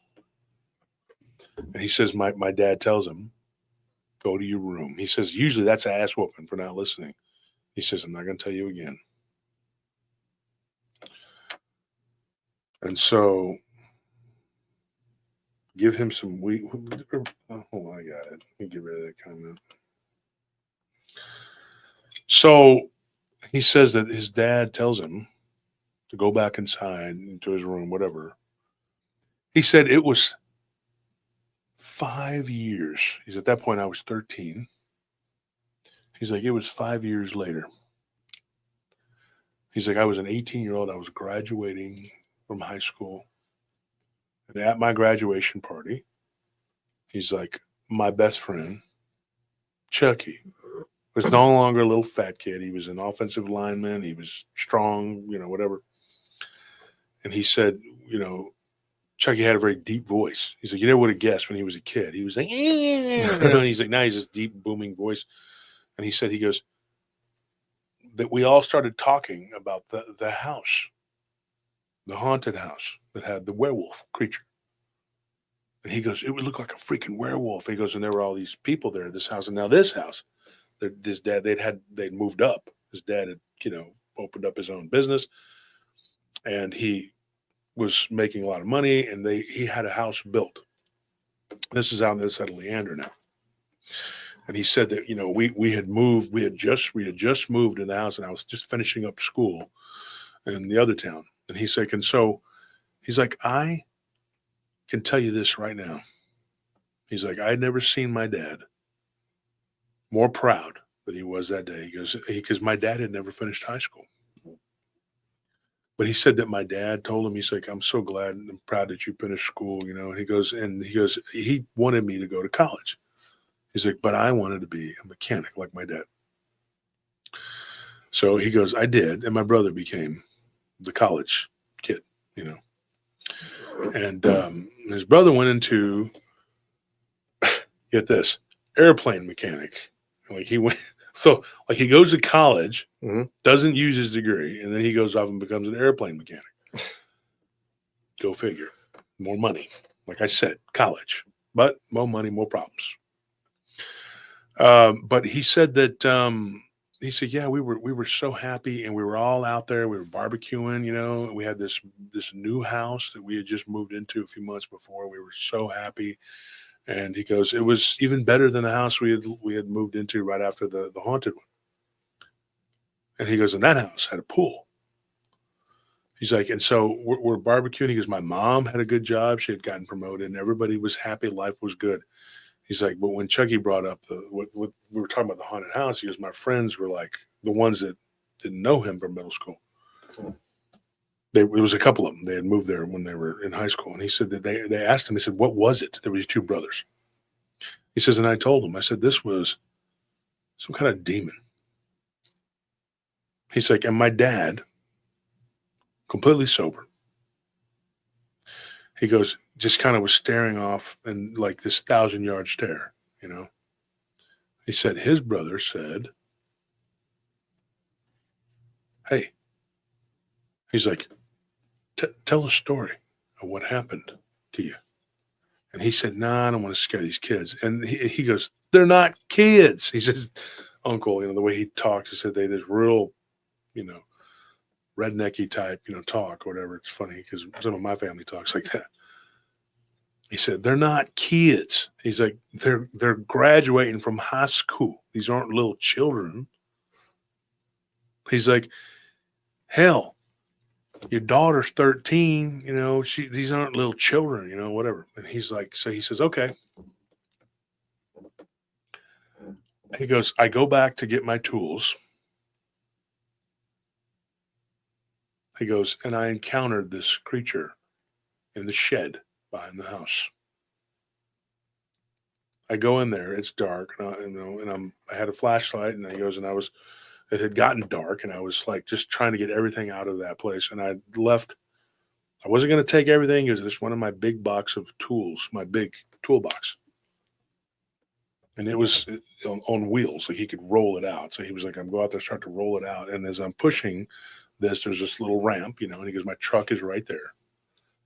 He's like, and all I was going to do, and it was like, you could take it apart, right? And put it, you know, he's like, and I'm waiting for our friend to come to help me.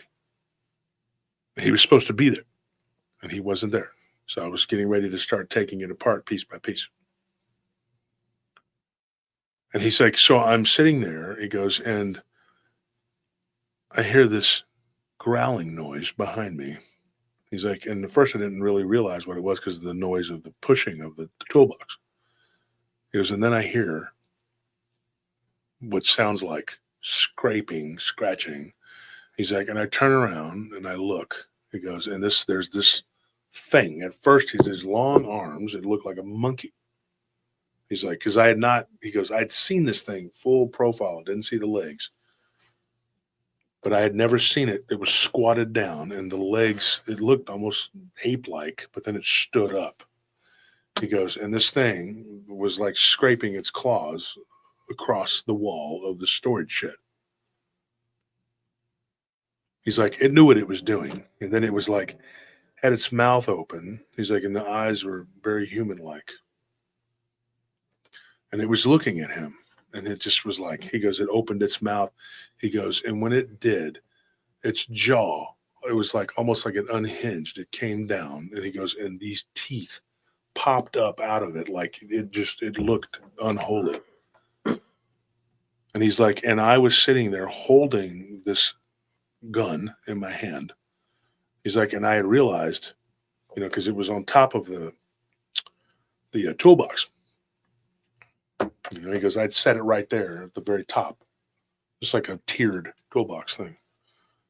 He's like, and I reached in, I grabbed it, and I turned, and I had this gun in my hand, and I just was holding it, but I was too afraid to pull the trigger. He's like, and then I saw the feet. And there were these big, and this is something that I saw was the big claw. And there was this big raptor-like claws on this thing.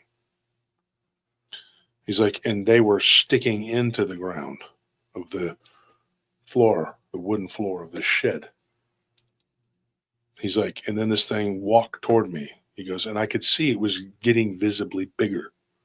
Like its chest, its shoulders, everything was popping out. Like it was, he's like, this thing was becoming more evil looking, if you can believe it. He's like, and I just took 45 pistol and I unloaded into this thing. He's like, and I could see it moving, kind of like going, and it flew backwards. He's like, and then he goes, I just turned and I crawled up from the back of the truck, jumped to the front, got in the truck. I just jumped out, got in, and was gone. He's like, I peeled out of there. I looked back, and this thing was coming out of the shed. My tools were scattered everywhere. The next day, he went back with his brother and his friend that were supposed to be there. And so when he got out of that area, he went and called his friend, and his friend was arguing with his wife. So he hadn't even left. But he didn't live that far away. And he told him, he says, don't go there. He's like, and my brother Sam and me went back the next day, Sammy, with our friend. And he says, we saw no blood anywhere. What they did see was this black crap all over the shed. And he's like, my brother touched it. And he goes, and he was sick for like a week. So when you take the other story, Casey's story, and I thought that was interesting, and about the black goo is one of the reasons why I wanted to tell this one. But the other one from Round Rock is very similar. And that one involves a guy named Luke, but don't get confused. It's not his brother. So you got that story, and then you got this one. And both of those involve what is probably some kind of like demonic black goo.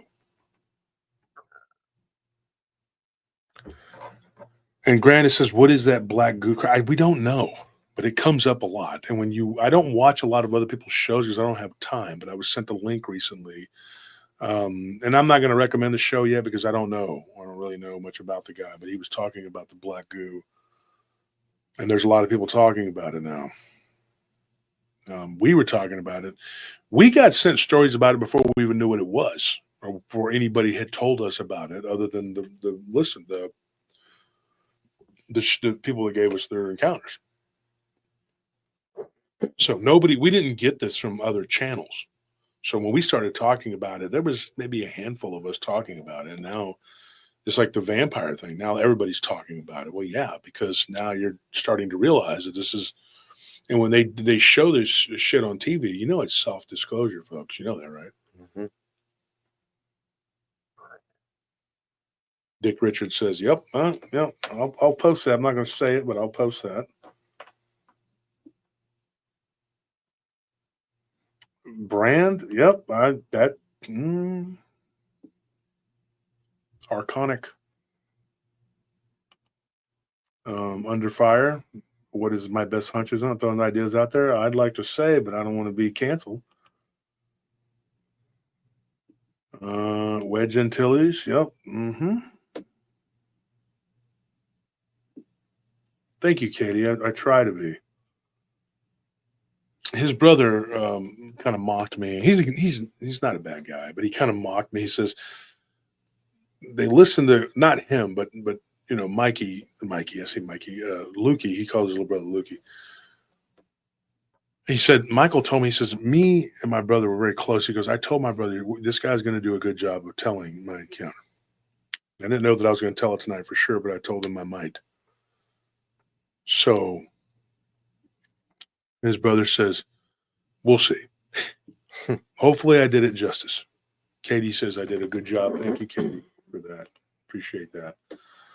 And so Rebecca Paul, which one is it? She says, it's my favorite podcast.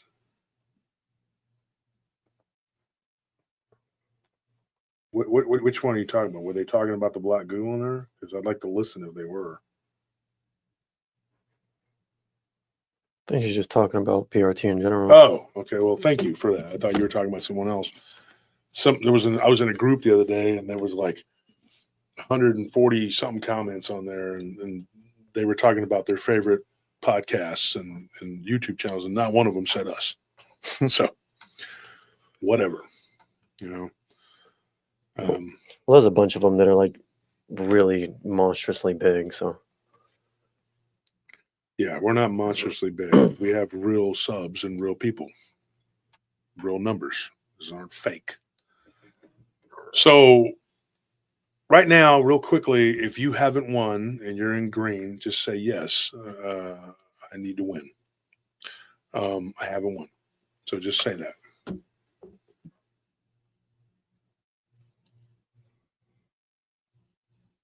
Well, thank you for that, Jennifer. See, that's what we're going for. We're trying to paint the picture. That's why I tell the stories, and it's not because I'm a control freak. I'm a little bit of a control freak when it comes to this, but just like with the books, I have to be hands-on. But yeah, I want to. I want when I tell their encounters that you have to be there. You have to feel it because they relay emotion to me, right? So I have to relay the emotion to you. Otherwise, I'm not doing it correctly, right? And I don't add anything other than a little bit of spice, you know. I don't, and if it's their words, my words, I don't always, but usually I catch it. I say my words, their words, different, you know. But it is an art, you know, and I do try to do it the best I can. And memorization is big. And Anthony, it's still, like you told me the other night, it still impresses you after all these years. yeah. My memory. Because he's heard people give me these details on the story and then I spit it back out like a tape recorder. And most people, they just can't do it. It's not for everybody. And these people that don't like me because of whatever, a lot of it is because they feel inferior or whatever. And I'm not trying to make you feel inferior. This isn't a contest. I'm just doing what I do. We're doing what we do. And we're not trying to hurt you. You know, your anger is misplaced. Find something else to be angry about because I'm trying to get the truth out there. And the best way to do it is to tell what's going on. That's the best way. So this is important. I know some people think boots on the ground that's great, but you're wandering around out in the woods. Not everybody's, you know, some people are finding stuff, you know, but at the end of the day, if you're not finding any kind of evidence, which most people don't, you're just wandering around outside. And if you're going to wander around outside, do what we do when we go out and actually tell people the history and what this is. Because if you can storytell and do the boots on the ground together, that's important. And that's what we want to do. You just can't. This winter's been so cold. It's been cold as the witches behind. It's like 26 degrees outside or some crap right now. So Paul Williams says, haven't won anything yet. Would love to. Thanks, Paul. Well, then you're the winner. How about that? Address, cert size. Send it to me. Email, joshturner@prtpodcast.com. That's a good thing to say.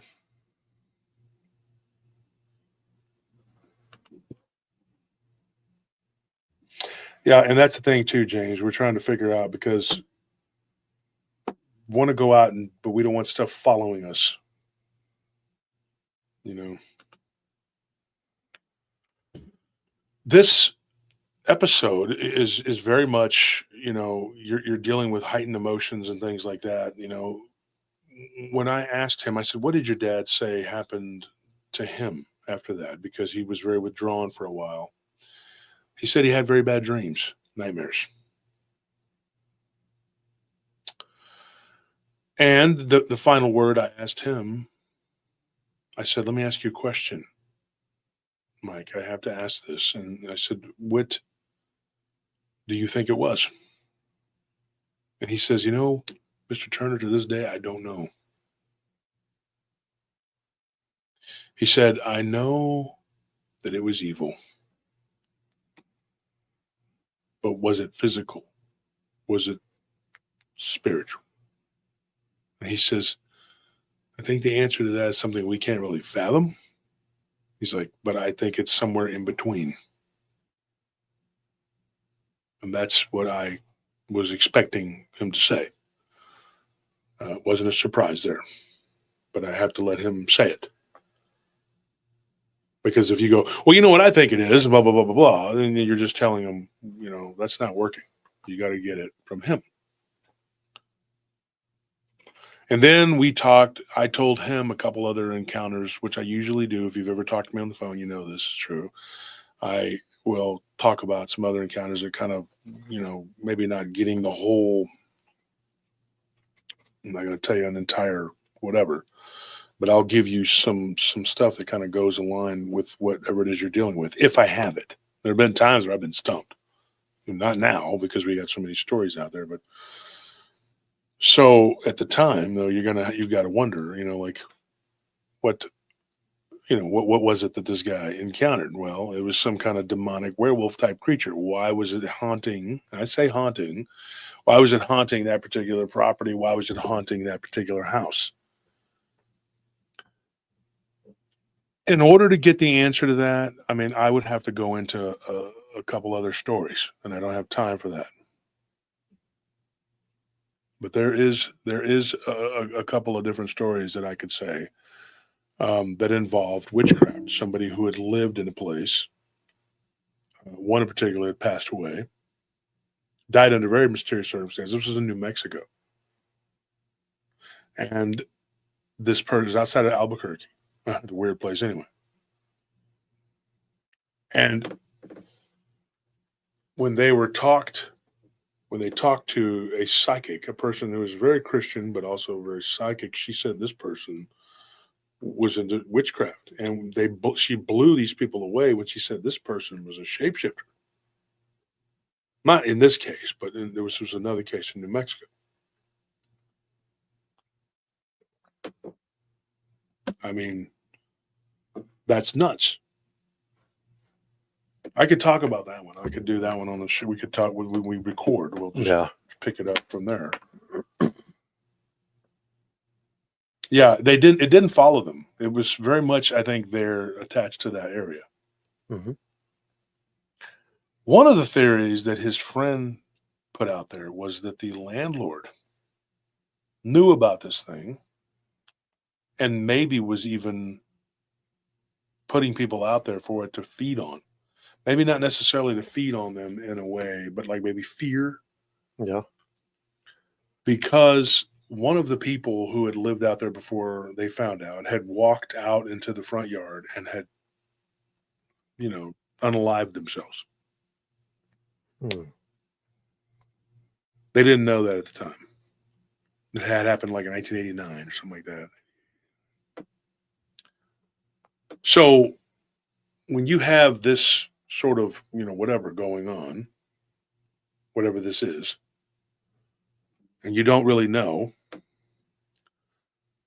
there is going to be some, like, theory and conjecture, and everybody's going to have their own opinion. But his friend Chucky, when he grew up, there was another kid that he was friends with. He didn't say his name, but he said, my friend Chucky and this other guy, we were talking about it years later. We were working together. He goes, I worked at Walmart for a while doing the oil changes, Mm-hmm. He said, and we were all three working there, so we weren't getting a lot of work done. We were just goofing off, and we all got fired. Mm-hmm. One by one. Boom, boom, boom, boom, boom. Then we went to where everybody that gets fired at Walmart, Jiffy Lube. No, but then eventually got his crap together, and he works as a mechanic, making good money and stuff. And he works on high-end automobiles now. But he said, he goes, dude, I was there with my friends, and we were working at this Walmart together, and we were talking, and this kid was asking us about this thing that we had seen. He goes, and my friend said, he goes, just blurted it out. And he goes, and it made the most sense. He goes, it was the landlord. And then he goes, I asked Chuck, I was like, why did you say that? And he said, that's what I think. That's what I think it was. I think it was him. He's like, he was so adamant about you guys paying the first and last month, and then he wanted y'all to stay there even after you told him everything that happened. And even though your dad was paying him to get out of there, he was still like, he was pissed off. I mean, if these people are going to pay you and to leave, and you can just turn around and rent it to another family or another person, and you're getting that extra money, what are you pissed off about? Yeah. Yeah, that's suspicious. That is. So, and they gave me the guy's information, and actually the guy's deceased now.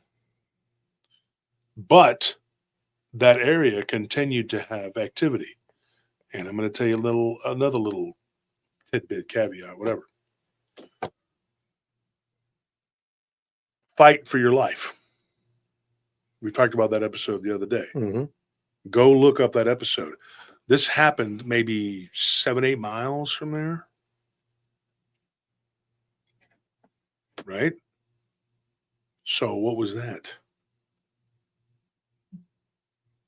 Go look up that episode. And Anthony, didn't you call it Fight for Your Life? Dogman, whatever. There was a homeless guy. I think his name was Nathan or something like that. Didn't I say his name was Nathan? I think so. On the last episode. I haven't gone back and looked it up to see. It was a podcast episode. We met him through a guy downtown, African-American guy. Both of them were. The guy we met, he said, I know a security guard's got a crazy story. You need to listen to this guy.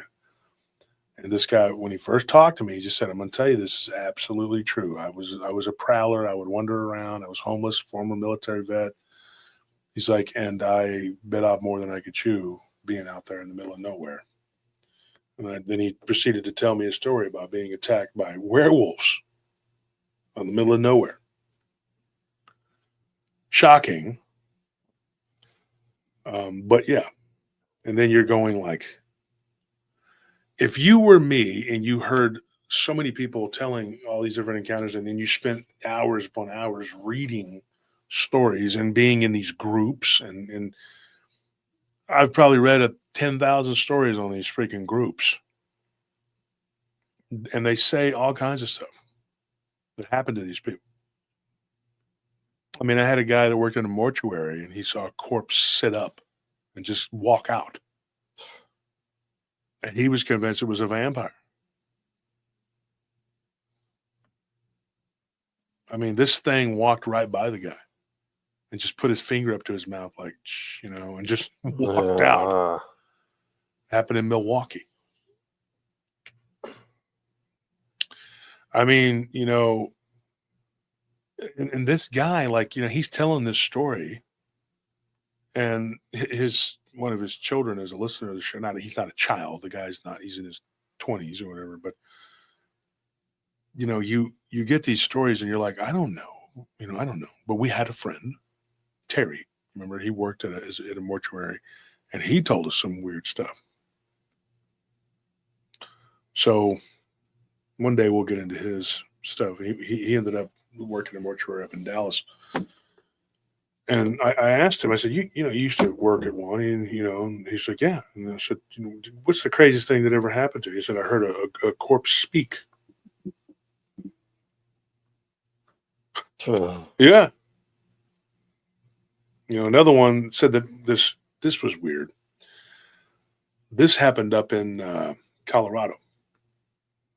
And I got this one from a police officer whose brother worked at a mortuary. And I think you know what I'm going to talk about. But this guy was sitting there, and he had been shot through the eye. He was a native guy. And he says when the guy goes into the next room and he comes back, the corpse is not there. Doesn't know what happened to it. Don't know where it went. Don't know anything. Never saw it. It just disappeared.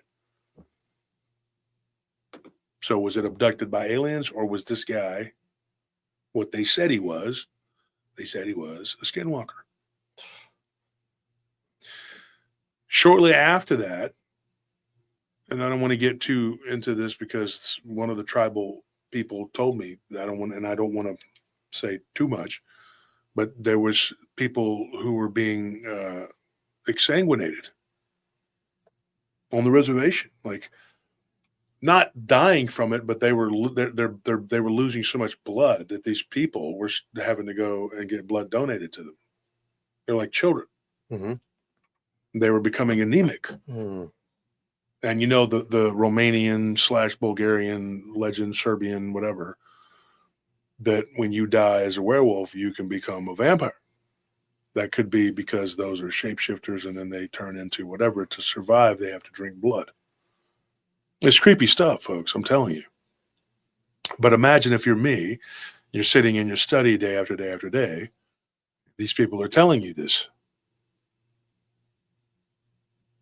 And then on top of it, you have to run a business, and then you have a side business, and then you have a bunch of stupid, crazy people constantly messing with you, who I think at this point are probably paid shills, because why else would you be so wrapped up in one man and his family? Like, what is wrong with you at this point? You would have to be out of your damn mind, or you're getting paid. And my UFO friends say that they think that's the case.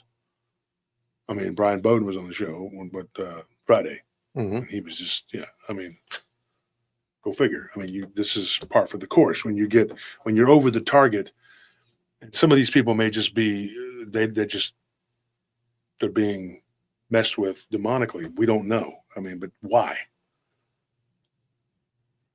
You know, I mean, I had been, willing to just back off, leave me alone, I'll leave you alone, but that's not something they want to do. And sometimes they'll refer to like a boss or something, people have heard them say that. And you're like, what? What are you talking about? Who's your boss? The devil? Ultimately. Mm-hmm.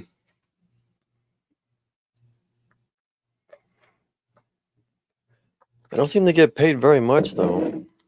Well, not enough for an Still exterminator. living in nasty. Yeah. Not enough for some soap. Pray for him.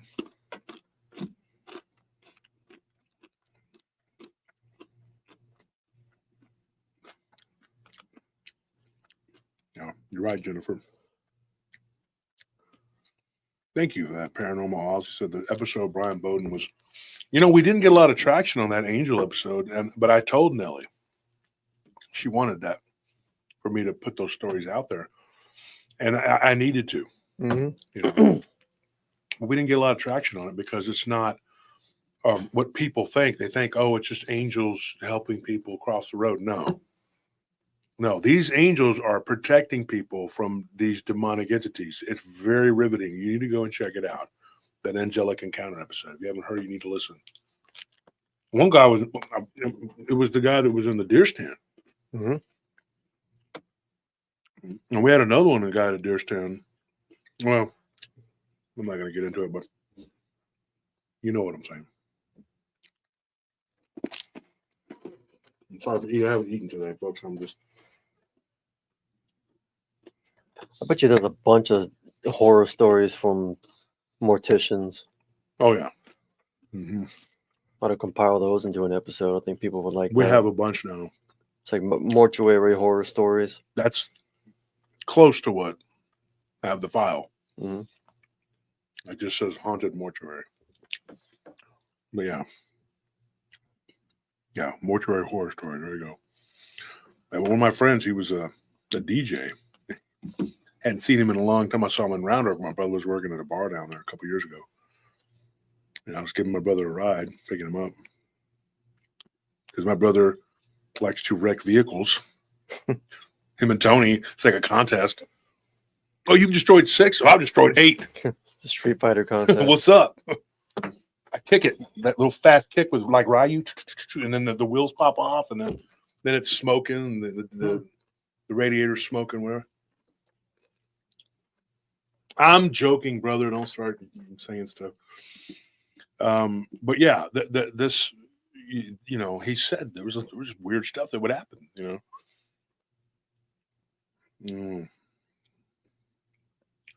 Brianna, oh yeah, Laredo. I had a story from Laredo. Chris James lives down there. Strange Things with Chris James. Ask him. He knows a lot about Laredo. Ken Gerhardt introduced me to him at the UFO conference at the Mall of the Americas in San Antonio a few years ago.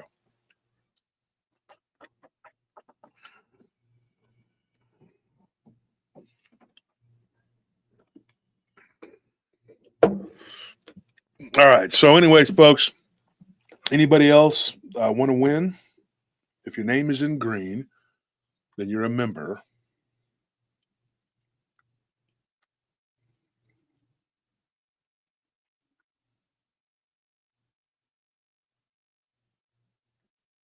That's interesting, Jennifer. She says she didn't look like an angel, though. They don't always look like an angel.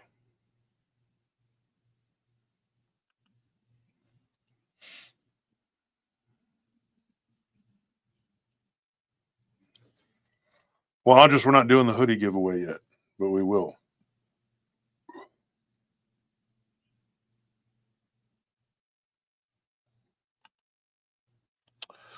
Holly Jean says, my daughter had you shout me out and say happy birthday. And since it was my birthday, you sent me a gift like 2 or 3 years ago. Since the last time I got something.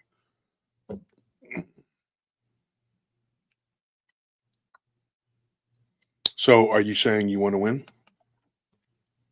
Cool. Then you're the winner. Send us your address. This is what happens when you're a member. So Holly Jean, send me your shirt size of the size or whatever. You don't have to be you. You want to give it to somebody if you already have one. And I'll send you a shirt, whatever. So Brianna says she met Chris a few times. Chris James, yeah, he's a really great guy. I've met so many cool people in this field and exchanged information and stories from them. Nellie is going to be, she's doing like a sort of a little collaboration with Albert Rosales. If you don't know who that is, look it up. The guy just written some great books. But she's going to be doing some work on some of the stories that he's covered, some of the encounters that he's uncovered, or covered, whatever. And she's going to go over them on her channel. But she's got so much going on right now. She can't get it going because we got her doing like a ton of stuff right now. So she's working on a bunch of different stuff for the show and just doing a lot of stuff online for us. She's been doing a lot of crap online. And it doesn't help that she's constantly being attacked. And guys, pray for Brother Abe Seus because they have just trolled him into oblivion. The guy just does a show at night. He wants to be left alone. And they just won't stop. They just attack him. And they're trying to set him up and trying to get him to say stuff. And then they go on to YouTube, or I mean, not YouTube, but Facebook, and say that Abe Seus and JT, and I wasn't even involved in the last shenanigan they pulled or whatever. I wasn't even there. But they throw my name in there in their little sick group that they're in so they can get, traction from my name. I had nothing to do with any of these people. Yeah, they really are. They're evil as all hell and do the most ridiculous things, infiltrate and just fake account after fake account. And people, I hate when people don't ever say this to me, okay? Because I will block you and I will never speak to you and I'll kick you out of my show. Don't tell me one more time to block and delete. It'd be nice if that could happen, but that's impossible because you can't block and delete people who are using fake accounts. They make 100 fake accounts. You're not going to block and delete that shit. All right. So stop saying that. Don't say it ever again around me, please. If you care about me or the show at all, don't tell any of us that because we can't do that because we don't fight like they do. We don't make fake accounts and go troll. Yeah, you're right. My brother just said it. They're the scum of the earth. And Nellie has had to battle and fight these people. They just attack her and attack her and attack her, and they just ran her into the ground. Yeah, thank you, Rich. It does. It goes beyond block and delete. Go join PRT News, and you'll see front and center, or SCE News, Abe's deal, and you will see what they've done and what they're doing. These are not normal people. They're not normal. Something's seriously wrong with these people. Something's puppeteering them. All we can do is pray for them. But you know what I'm going to tell you? Here's a message to you that are doing this. I love you. You think I'm joking? I love you. I really do. I love you with all my heart because, and I wish that this wasn't happening and I wish you could stop because I don't know if you can. Whatever demonic attachment we tie, bind, and rebuke it in the name of Jesus. Think about it. One of the reasons why why Michael's family was able to find peace is because they came together as a family and they prayed and they used Jesus. Not trying to preach. To those who don't believe, you don't believe. The last thing I'm going to say, and I saved this for last. He says, my dad, this is what Michael told me. He says, my dad said that when he saw that thing, he didn't know that he could get away. And all he had were the bullets in that gun. And he goes, the whole time, he goes, I was firing, I was praying. And I was screaming, Jesus, help me, Jesus, help me, Jesus, help me, every time I fired. And he's convinced that that's what helped him get away. And I am too. Because he's the only way that you're going to get away. These people that are doing the things that they're doing, they're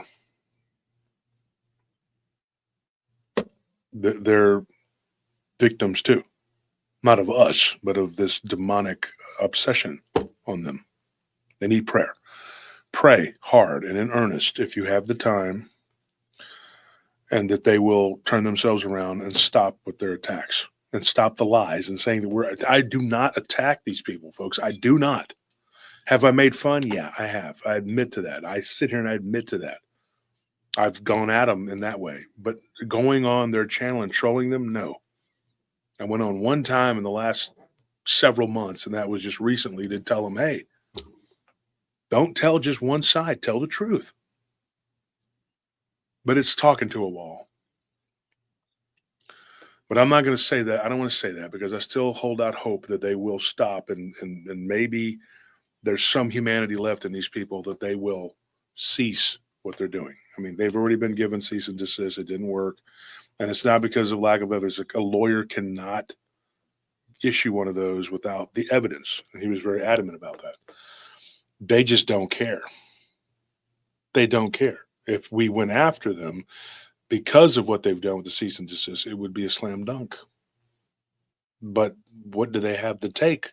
It's going to cost us a ton of money, and they know that.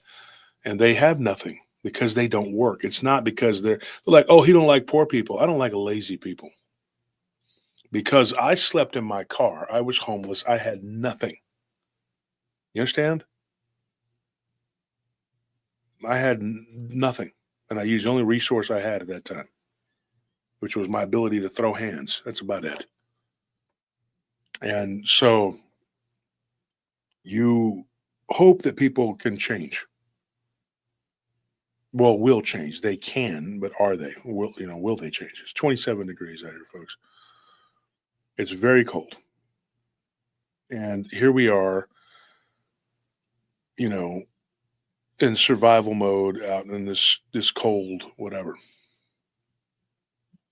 But it doesn't matter if it's blazing hot or freezing cold. Evil never sleeps. It doesn't stop, right? And so they just continue on with whatever they do. And when you don't work and you don't have any kind of compulsion to do anything but attack somebody, well, and you have the time, yeah, that's what ends up happening.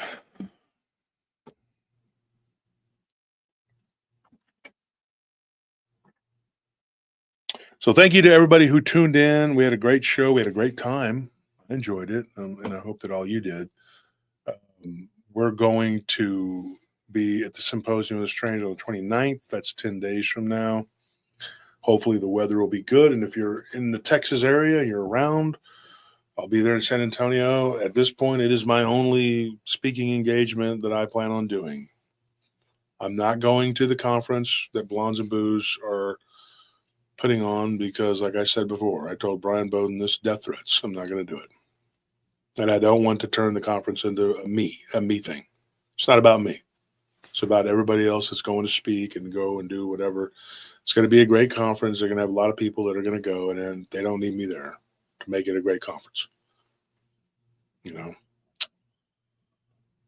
So that's it.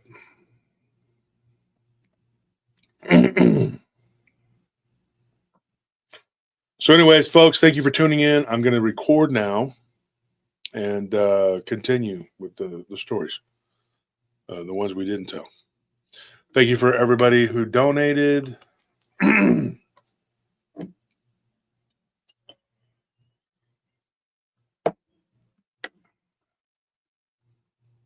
you for everybody who became a member. Like I said many times, y'all are the best part of PRT. You're what makes PRT click. You're what makes it run. All right, we'll see you on Tuesday. Tuesday night. So what do we got? Tuesday night, we're gonna drop the pre-record and we're gonna come back and do a live on Wednesday. Yeah. Is that right? Yeah, we can do that. And we have a lot of Dogman stuff going on. We got to just make this Dogman week. Yeah. Because we have so much Dogman stuff. And we've been doing so much other stuff too. Yeah. And then, we'll be back on Friday with a guest. We have a guest on Friday. And then we'll have the show on next Sunday. 3 Sundays in a row. Over 700 people tonight. We hit 760 something, right? No, was 770? 770, wasn't it? I think so. So that's good. Good numbers. A lot of people showing up. When we hear what's going on, we're going to jump out right now. We have 672 people in the chat. Don't forget to like and subscribe. And please, if you can find it in your heart, become a Patreon member. We ordered 100 of these tumblers. If you're a Patreon member, that's what they're for. They're for you. You get them no matter what tier you're on. We're giving them to you. We're sending them to you for the Patreon. We would like to have at least 100 people on the Patreon, and I'll tell you why. Because we want to be able to do Patreon shows, and we're not going to hide content. What we talked about was maybe dropping the episodes early, the pre-records for the Patreon people. Or at least we could talk about different things, and you could do a Q&A with me, and there won't be a whole bunch of people in there. If we have 100 Patreon members, we'd probably have 50 people show up, maybe 40, whatever. And you'd have a very small chat, and we could just talk, just us, the Patreon people. And you could really get to the bottom of a lot of stuff because you could ask me questions about any episode. And if I can remember, what we talked about in the episode, then I'll answer those questions directly, and we can talk to each other. Yeah.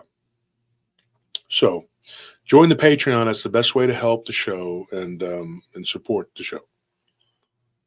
And eventually, we've done a Not Dear show, Brianna. We'll do it again though. But we will eventually have the store set up, and you guys can order since Printful is not working for us. We're gonna drop them and go with 7 Clay. But we got to get everything together. And right now we are living in 2 different places. It's very hard, and we're renovating one. And so and then we work all the time. Like I got to work tonight. As soon as I'm done doing this recording, I got to go to work, and I'll be working till 7 in the morning. And then I will sleep until probably noon, maybe 5 hours, and then I got to go do a bunch of crap. I got meetings. Mondays always kill me. They kick my ass. But it's all right, guys. Thank you, and to everybody who donated. Also, like I said, thank you to everybody. If you won, send me your address and your shirt size. Thank you. I'll see you guys. We love you. Good night.